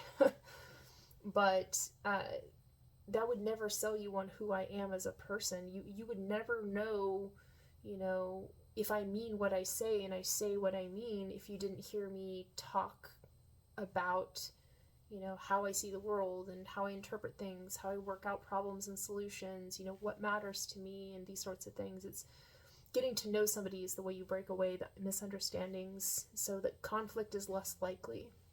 And then when conflict does arise, you recognize, like, oh, well, I know you in this reasonable sense, like, this misunderstanding is, you know, contextual, and we can parse out, you know, the problem and figure it out, sort of thing. But that really takes somebody that has a good heart and, you know, a sense of, when you enter a dance of trust with somebody, you have to, you know, respect that they're a person too, and that they have their own life and they're doing their own things, and you don't want to disturb them, you don't want to take them off their trajectory. You just want to find out, is there a convergence point? Can we align? You know, can I go where you go? And I think that's how we establish friendships. I think that's how we establish, you know, intimate relationships, especially because, you know, you have to be friendly with somebody before you can be intimate with somebody. And again, intimacy isn't just about like a romantic intimacy, but like a deep human connection. And you have to at least care about the other person enough that you wouldn't want to go messing up their life or, you know, making decisions for them. It's like, no, be yourself, because I love you, not whatever you think you have to become for me, sort of thing. Because that's very much a golden rule and platinum rule thing for me. You know, I would want people to treat me that way, and I think that other people should be treated that way. and that's how I want to be treated. So like that sense is how I try to approach things most commonly. It's when I meet the like negative people, you know, like today I'm talking of beautiful, brilliant, wonderful models, great people, like good people, you know, and I love them so much, and that love is growing and it's changing and it's, you know, becoming magnificent and it's manifesting and it's wonderful. And I know tomorrow is going to be all good things, you know, predicated from that, and I'm grateful for it. But there's also these like dark forces in the world. There's bad actors with nefarious intent, you know, who want nothing more than to like taint your reality and turn you into a dark place, and then like derive sick, twisted pleasure and joy from watching you suffer. And I'm watching so much of that happen right now.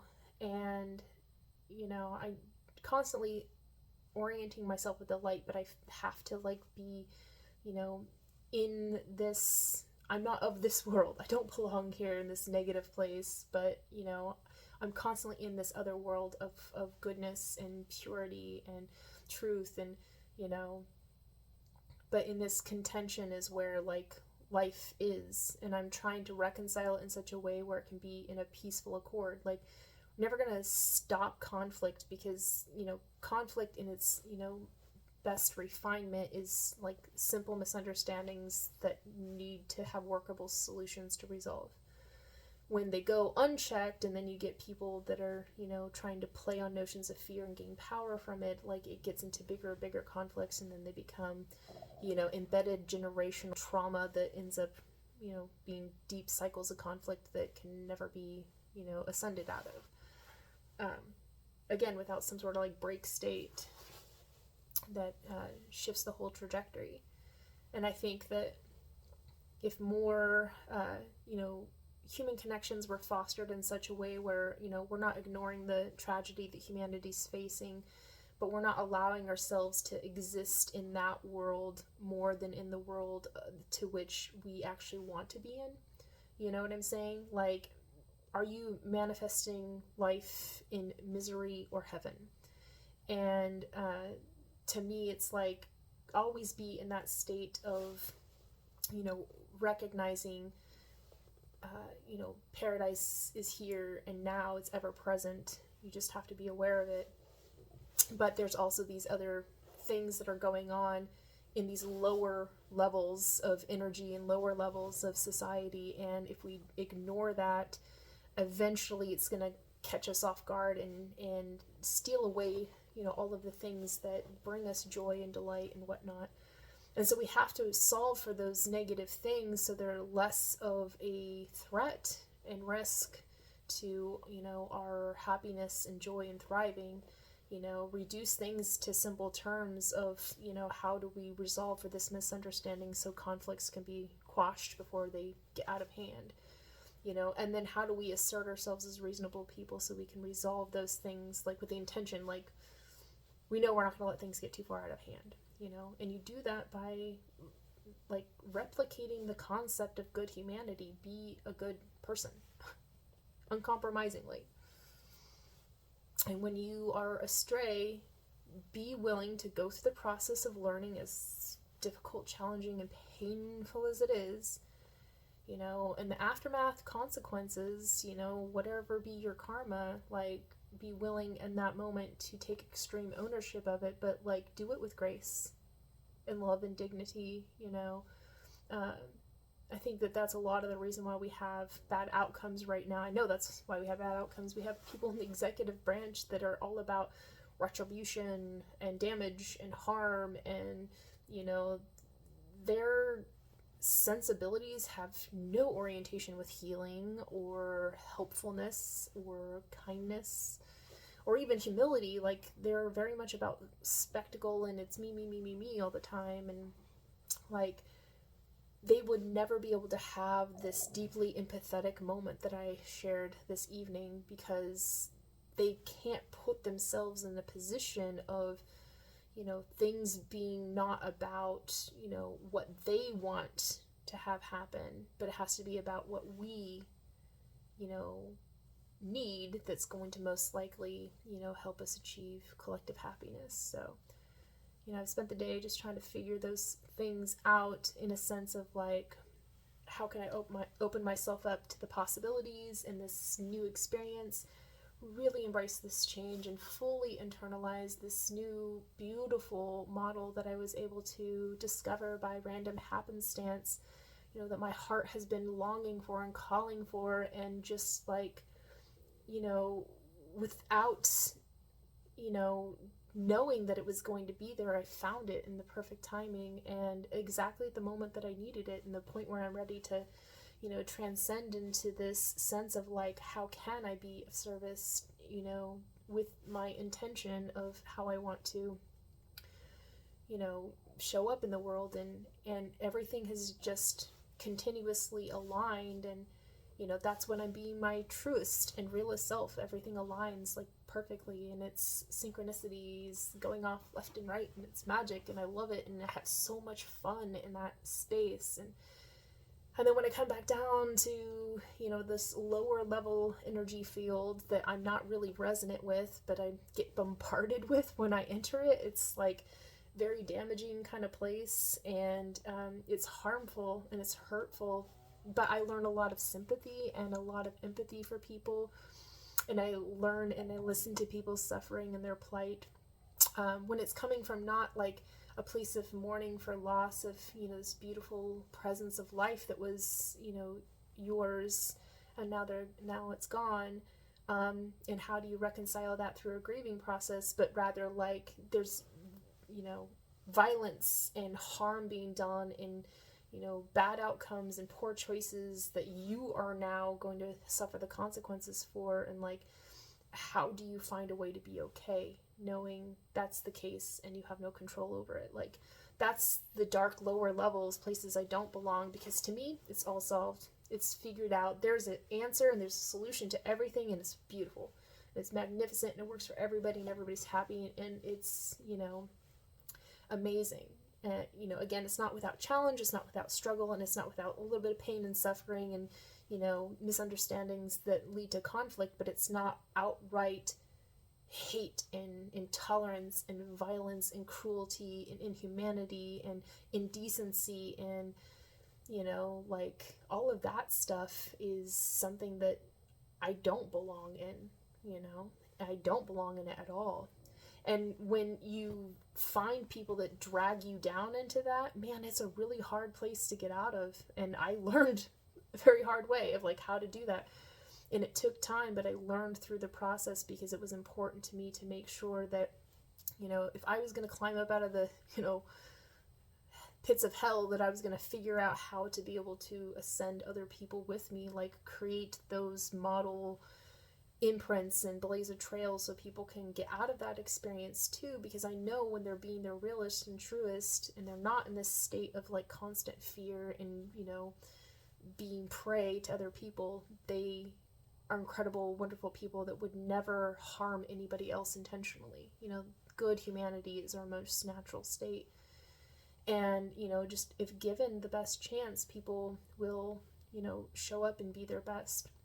So it's breaking through those models of like, how do you get out of these bad patterns and bad channels that people have created in order to entrap others so that they can be victimized in such a way that they can break away from it and transcend. So, it's taking back your energy, taking back your power, and, preventing those people from taking it away from you anymore, and then you ascend out of these lower states, and you're no longer resonant with these dark forces, and they eventually dissipate, and then they become less powerful. They have less sway in the world, and they become less the dominating force, and then people are able to attune their ears to hear, the song of their heart, and follow that, which is what's most natural and true for them, and then they'll be able to be of service, be in the right place at the right time, to do the right thing for the right people in the right ways, and the world will become naturally a better place if people just do that, But, first, how do we give people the sense of, I mean, you can call it hope, certainly, because, like, how do you define a thing that is, like, you know, the not well defined? But I think it's more like a sense of, like, deep knowing, you know? How do you get people to know the difference between what is real, you know, and what is, you know, made up? What is fact and what is fiction? You know, what is truth and based reality, and, you know, what is this nonsensical BS that everybody else is, like, force feeding you, and, you know, it's causing you harm. So hopefully when I wake up tomorrow, I will have a new outlook on life that will help me to, you know, find more models, find, you know, my people, and to be of service, and to find the answers to the questions that I'm, you know, posing, and the deep questions in my heart. Because I know I followed those today. You know, I set my intention and I asked my questions and I followed them, and, you know, I found these just simple, beautiful moments that mattered to me. And, you know, it's given me strength to be able to take on these more challenging things. So I'm really grateful for that. The other thing that I wanted to say about today was that, you know, I really looked at my situation that I'm currently in right now, in terms of how I derive income. I'm over it. I'm really just over with what I'm doing. It's served its purpose. It's, like, no longer usable, and continuing to do things in this way is actually holding me back. And you know, it was helpful and it was good, and I used it to, you know, the best optimization as I could over, you know, the time frame that I've been, you know, deriving income in this way. But I need to be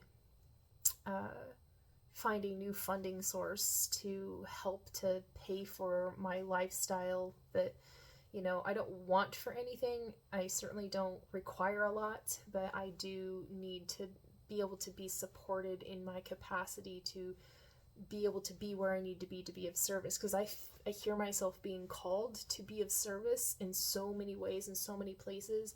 I just don't have the capacity to get there because I'm limited in my financial means. And for me, it's very important that I can't, you know, how I derive money has to be of integrity for me. And there is, you know, no integrity in doing things in a certain context. Like, I do simple, you know, service work for people because it's humble, you know, honest labor. And I'm fine with doing that kind of work and driving an income, but I'm not fine with the fact that it's, you know, impossible to make a living off of that, you know, or to save up to be able to afford to take risks for higher things, which is, again, a big, huge model of why I do a lot of the work that I do, is like how to solve for that, innovate that problem out for everybody. But I need to go and meet people, and I need to go have conversations with people, and I need to be not where I am, because I am wasting my potential here, essentially like spinning my wheels. And I've been doing it for a while because I just don't know how to move from where I'm at to where I need to go, if I can't fund myself in the process to do it. So throwing that out there in the universe of, you know, job provides always like a means to financially support myself. I've considered ways to do this before, but given the time of thinking about it, it's like, that doesn't really seem right to me either. It has to be aligned with my values. And, you know, I have like a really high standard of values in terms of what I think is right. And also, I'm not like extremely, paper resume, fantastic. So it's like my life experiences are varied, and I'm a highly intelligent person, but I don't have what most people, in their quick glance of a resume to say like, oh yes, we would hire this person or whatever. And I don't want a job. I want work that I can derive, value from, to help me to get my other work done. If there was a way to align those two things, I would certainly do it. But right now, there's not enough of the build-up tangibilities to be able to put a price tag on it, to be able to drive an income from. So I need something that can help to fund me in my process of like launching to the next level of what I'm doing, because right now I'm just, doing administrative, logistical, blueprinting and, frameworks and narrations and, designing innovations and having conversations with people, but it's with conversations with people that are, who I can be of service to, not people who can help me to get things done. And those are the types of conversations that I need to be able to have. I just don't have the capacity to have them. And this isn't working because, the algorithms, I'm irrelevant in the algorithms and social media. Like, I just exist as a landing page for future reference. I'm not trying to be popularized, and to get my story out there or whatever through this content, only because I know how the algorithms work. And I don't have the content that they're looking for. It's not clickbaity, it's not short form, it's not, I'm not trying to like work up this huge base of a following or something like that. I don't want to be a, online social media influencer. I just want to like speak my truth, and leave my record. But for me, it's like a way to be able to derive value for others so that I can get fair compensation for my work, so that I can afford to live my life and go do the things that I know that I have to do. Like, I'm missing opportunities because I don't have the financial means to, act upon them. Like, when my heart is singing to be somewhere, I'm not able to just drop everything and go. I have to like plan it out and, work it out. And, that's such an inefficiency in our society and our system. It's like, connecting people with people who need to, have the meetings with one another to help each other accomplish bigger things. Like, society doesn't have an efficient system for connecting people. And so because of that, a lot of stuff that could get done is not getting done because people just don't have the chance to meet. It's unfortunate. But, I am willing to go wherever. I mean, I do it all the time, but I'm limited in my range of where I can go because I'm limited in my income, and it's expensive to go anywhere. And, because that's this limiting experience, and again, social media is not enough, and online content creation is not enough to get out into the world, especially because there's so many voices out there. Who is even listening, usually nobody, especially because my content is like run over in long periods of time. That's only because I don't have a framework. Like, if I was in conversation with somebody, it would be much shorter, and it would go in a much different direction. It would give me an orientation and, be a different conversation if I wasn't just always talking, with people, being alone.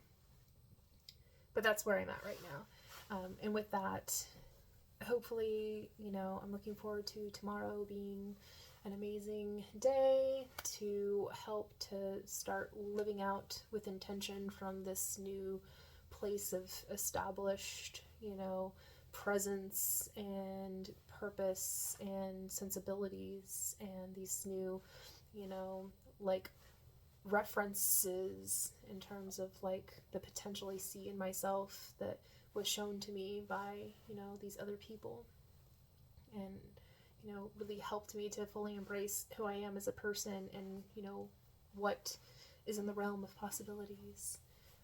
And I'm especially grateful because it's been positive.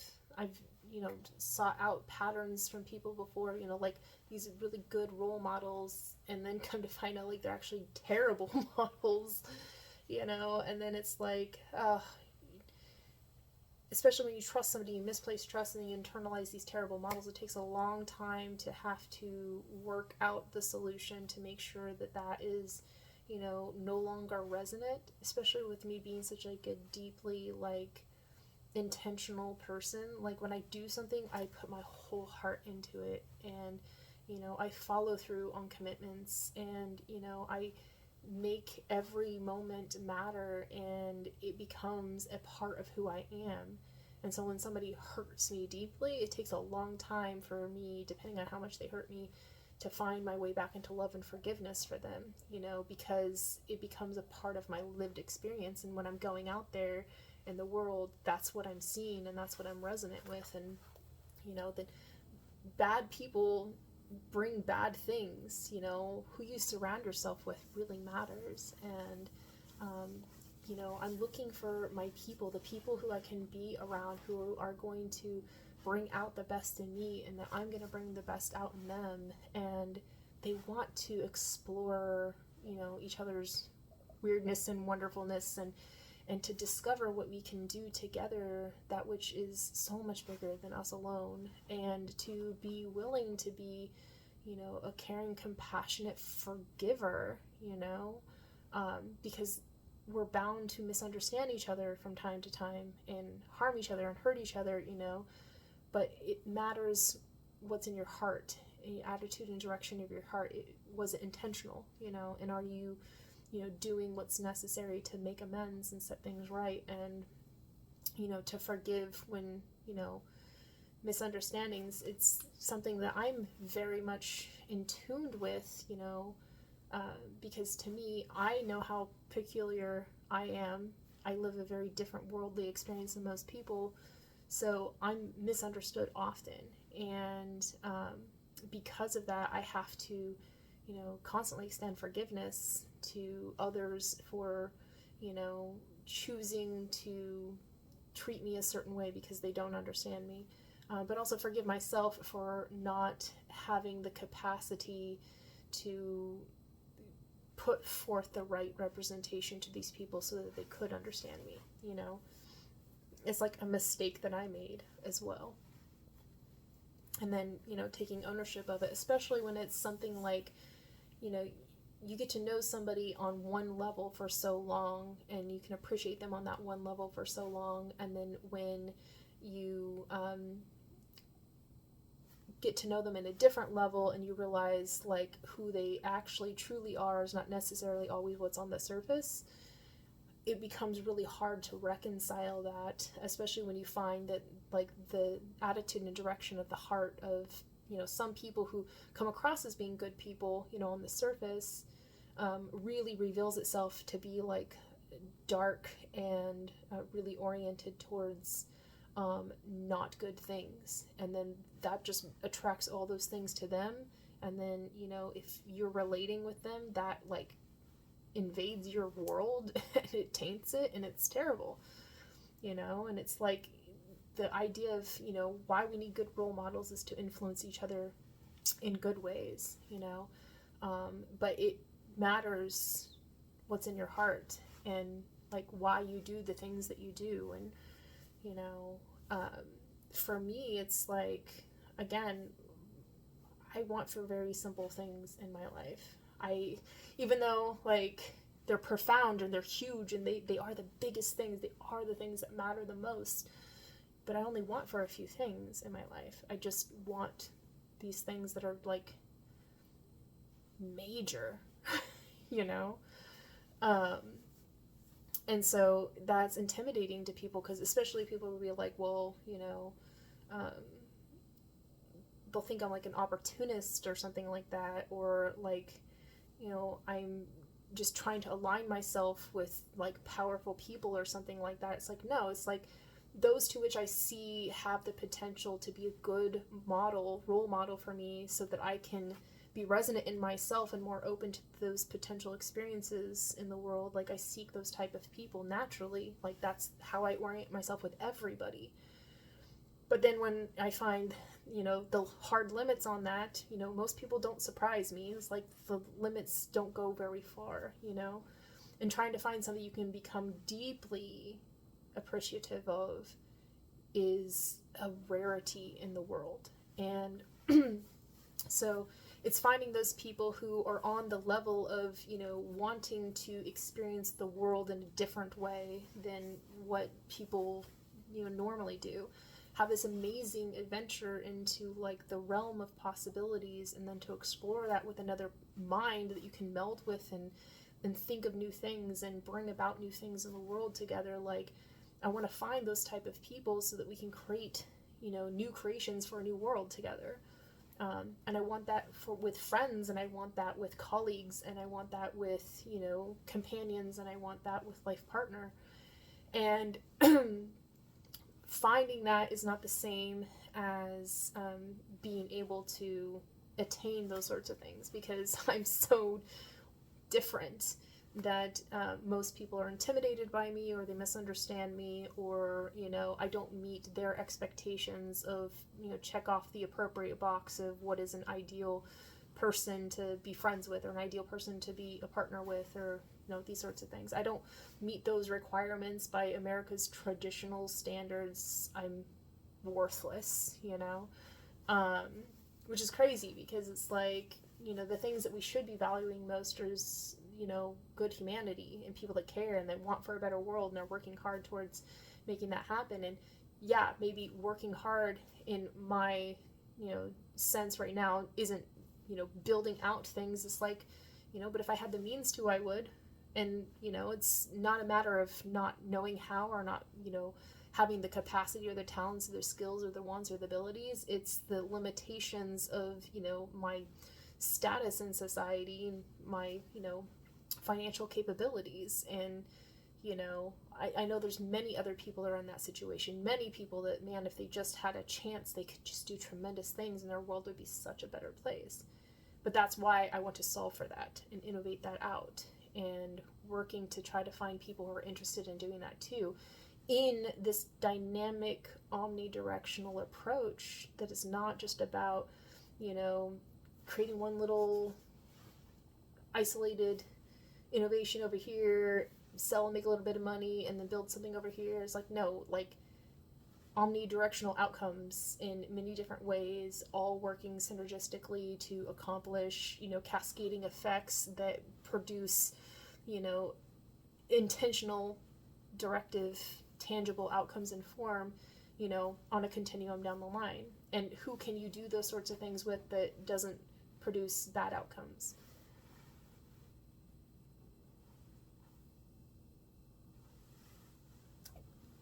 There's not a lot of people in the world that you can do that with, especially because, you know, for some reason people like to be their shitty version.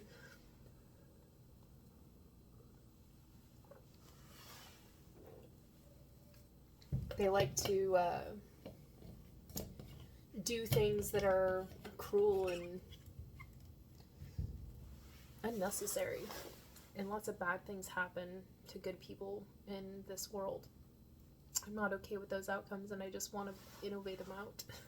And I'm hoping I can.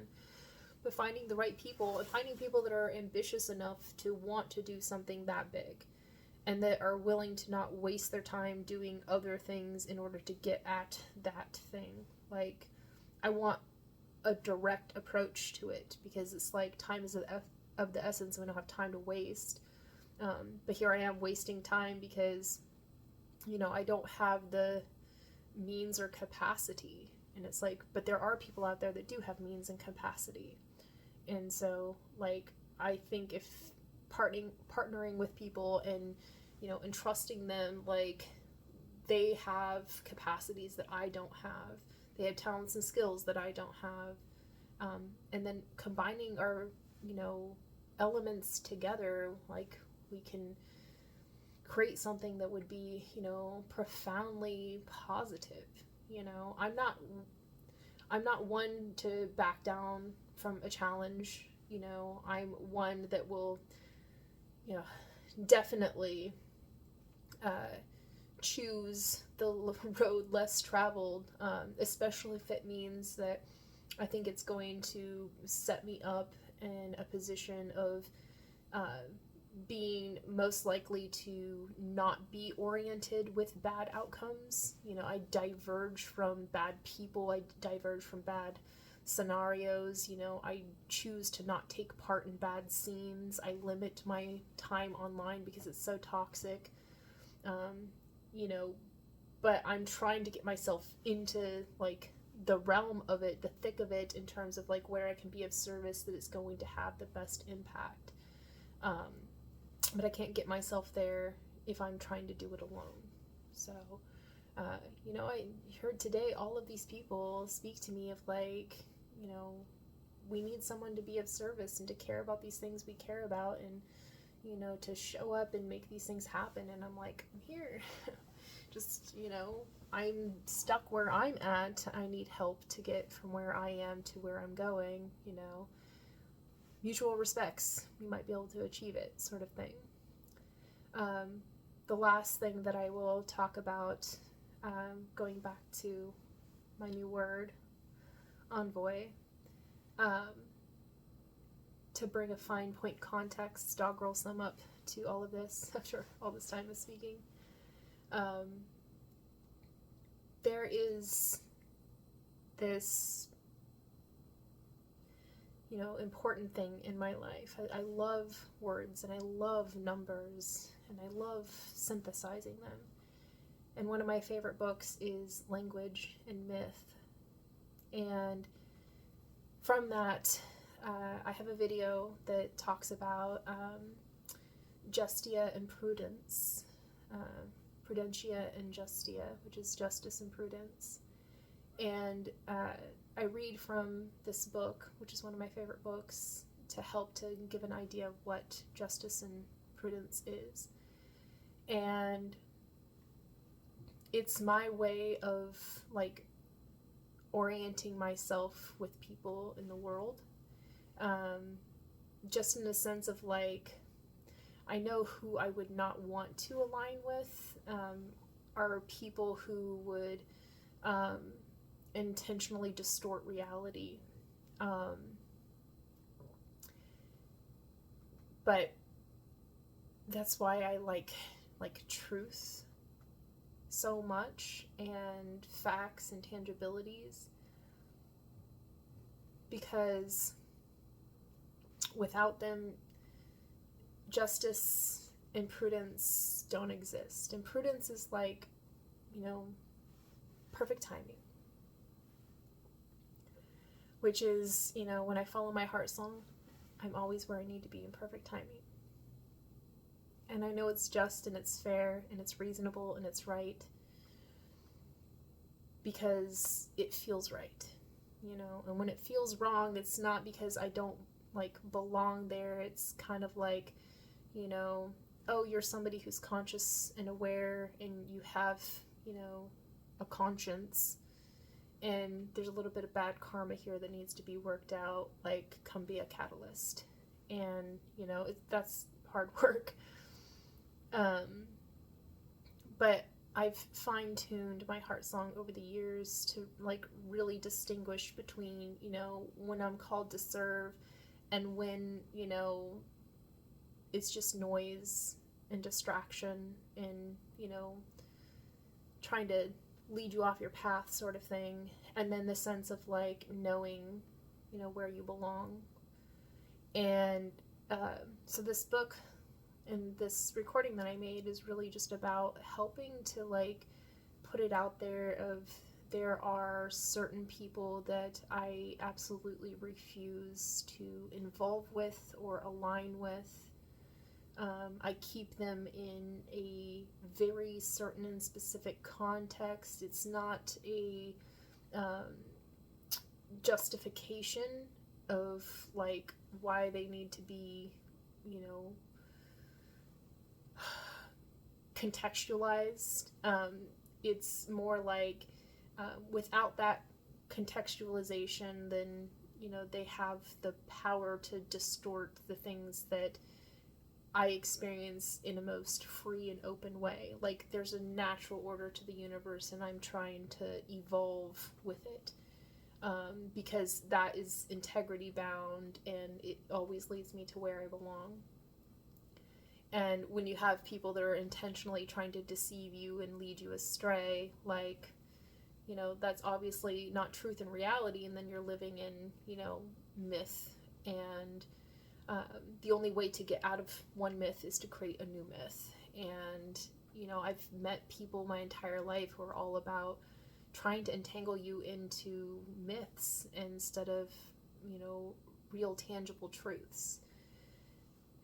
And, you know, lots of reasons why that happens, but it's recognizing it and understanding it and being able to hear like how that resonates and be able to distinguish, well, that's just humanity, helps me to make sure that, you know, I'm not following false assertions, you know.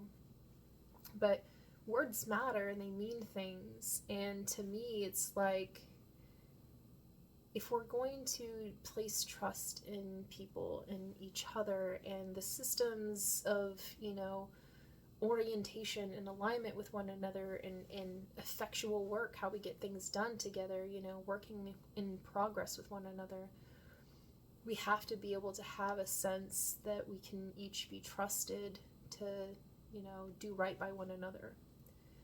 And that requires establishing a sense of knowing what is just, fair, reasonable, right, and just operating out of that in the most authentic way possible, without losing your sense of humanity. You know, you don't want to become rigid and robotic about things, where everything's like black and white. You need the gray area, like, you know, so things can be interesting, but, you know, and to be delighted by, you know, wonder, and, you know, not everything can be based off of logics all of the time. Sometimes you have to break state. It opens your mind to new possibilities as well. But,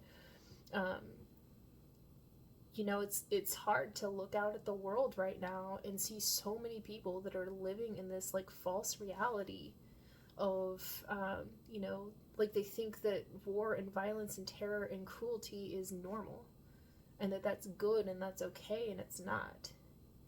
You know, they're lying to themselves and each other, and they're propagating this terrible, you know, atmosphere that's toxifying everything, you know, and confusing people and forcing us into bad relationships with one another.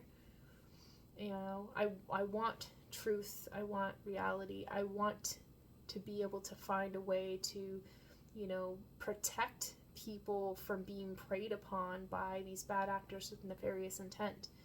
And the only way to do that is to, you know, really understand there has to be a way to distinguish what matters, and to get at it in such a way where we can each, you know, inform, you know, each one teach one, each one reach one to teach one, sort of thing.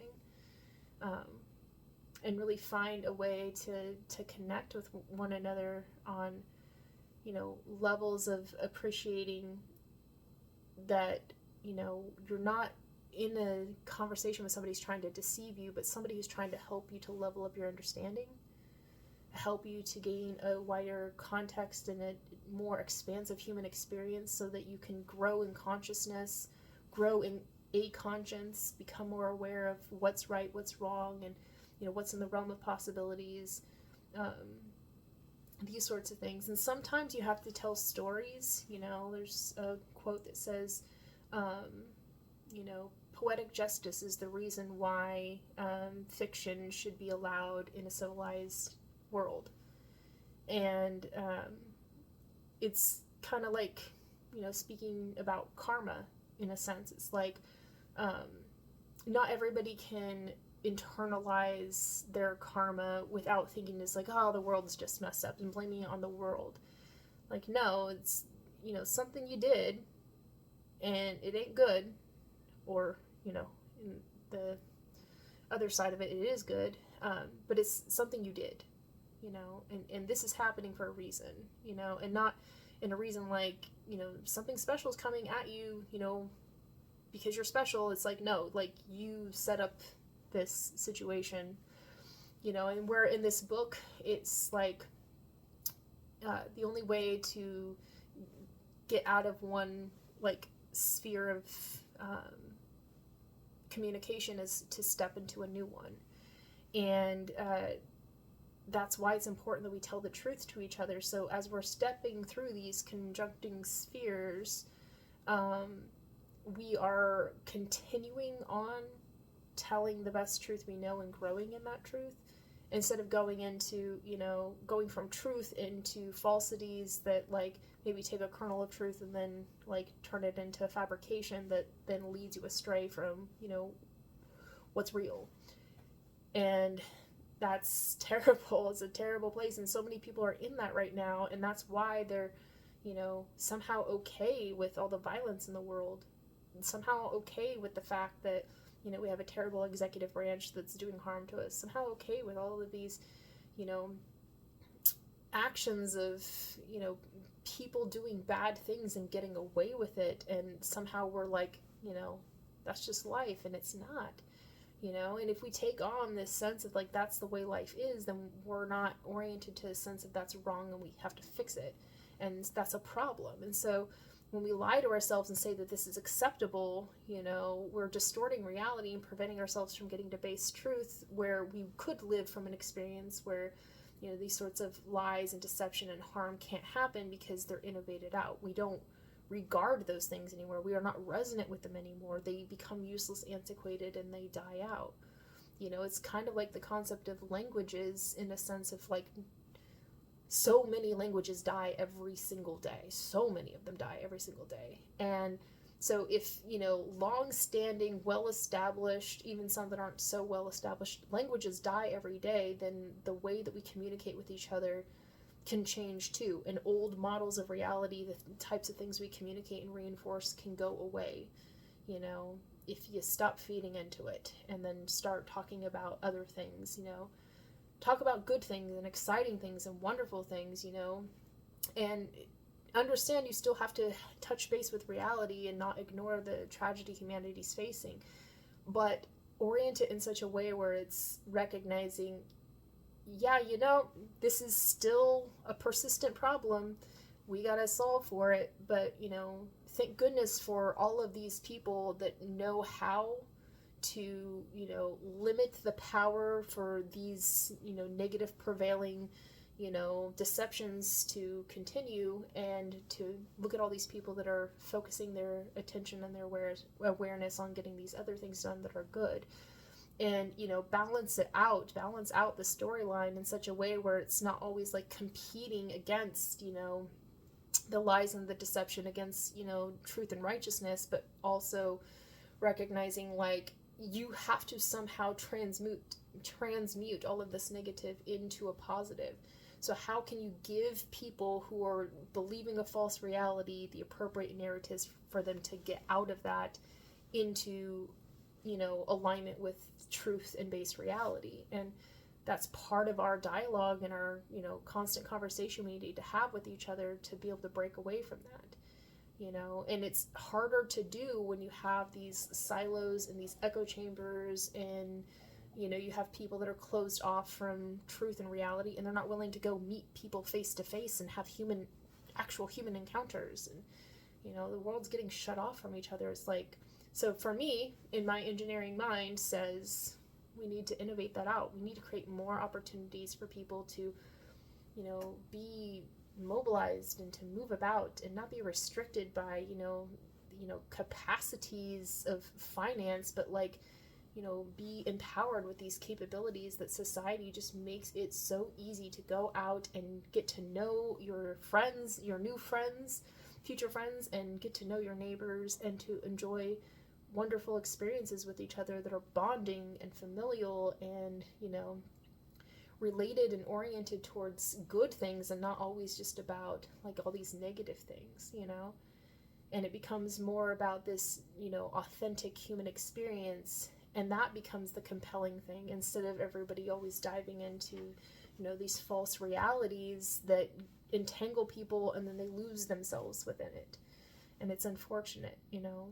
And then you have to find a way to like build yourself out of that. And it's so easy to get trapped in the lies and the deception, especially when you have like concerted effort by people in positions of power and money and influence and, you know, technology leaders are intentionally trying to like corner people into deception so they can be exploited.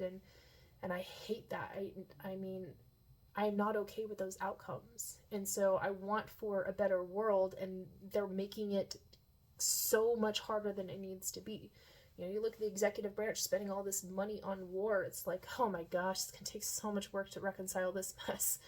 You know, I'm saving that for another day. But like, I mean, it's there and it's unavoidable. You can't lie to yourself and pretend like everything's fine, you know, that we're blowing through all this money that could be invested in being able to foster human encounters and engagements face to face that would prevent us from having conflicts in the first place. You know, it's like the solutions don't have the money, you know, and because all the money is being thrown into creating more problems. It's just insanity, in my opinion.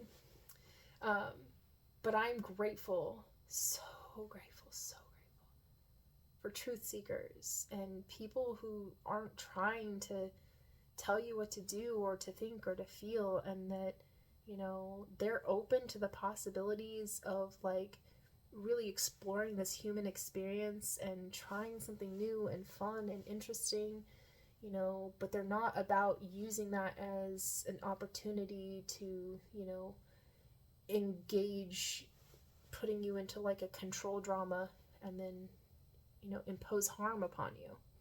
You know, it's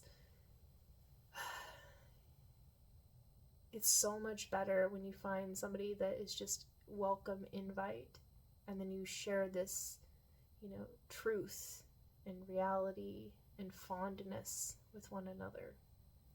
You know, like I met, you know, this beautiful, amazing woman today who, you know, really touched my heart. That type of experience is what I like to have with people. And I believe that, you know, to an extent you can experience that across the screen at distance with somebody that you're doing that with intentionally. Like, we're mutually agreeing, this is what we're doing, you know, placing trust in one another, nothing but the truth, the whole truth, you know. What's the saying that like honesty is truth in perfect timing. In such a way that you can share that with somebody where they like capture what perfect timing is, you know, and have these beautiful, genuine human connections so we don't lose sight of what matters, you know, or if we do forget, help one another to remember. Always remember. Always remember to never forget, to always mark a memory, make it whole when it matters the most, especially in things that are close to the heart, you know, like I did today. And with that, I'm really, really grateful for your valuable time, attention, consideration. Thank you for listening to me go on and on about today. It was really special. It was really, really special, and I'm so grateful that my heart is filled with so much love and so much connection, and these new connections that I have never had before. I'm like still trying to process it, but it's so good. It's like, you know, that mixed with everything else that I already know in terms of how I orient with the universe, it's like so many more possibilities were opened to me today, you know. I may not have the, means to open doors in society, from my meager, modest means, but I'm a very talented and effective builder, and I can build doors. And so that's what I'm trying to do.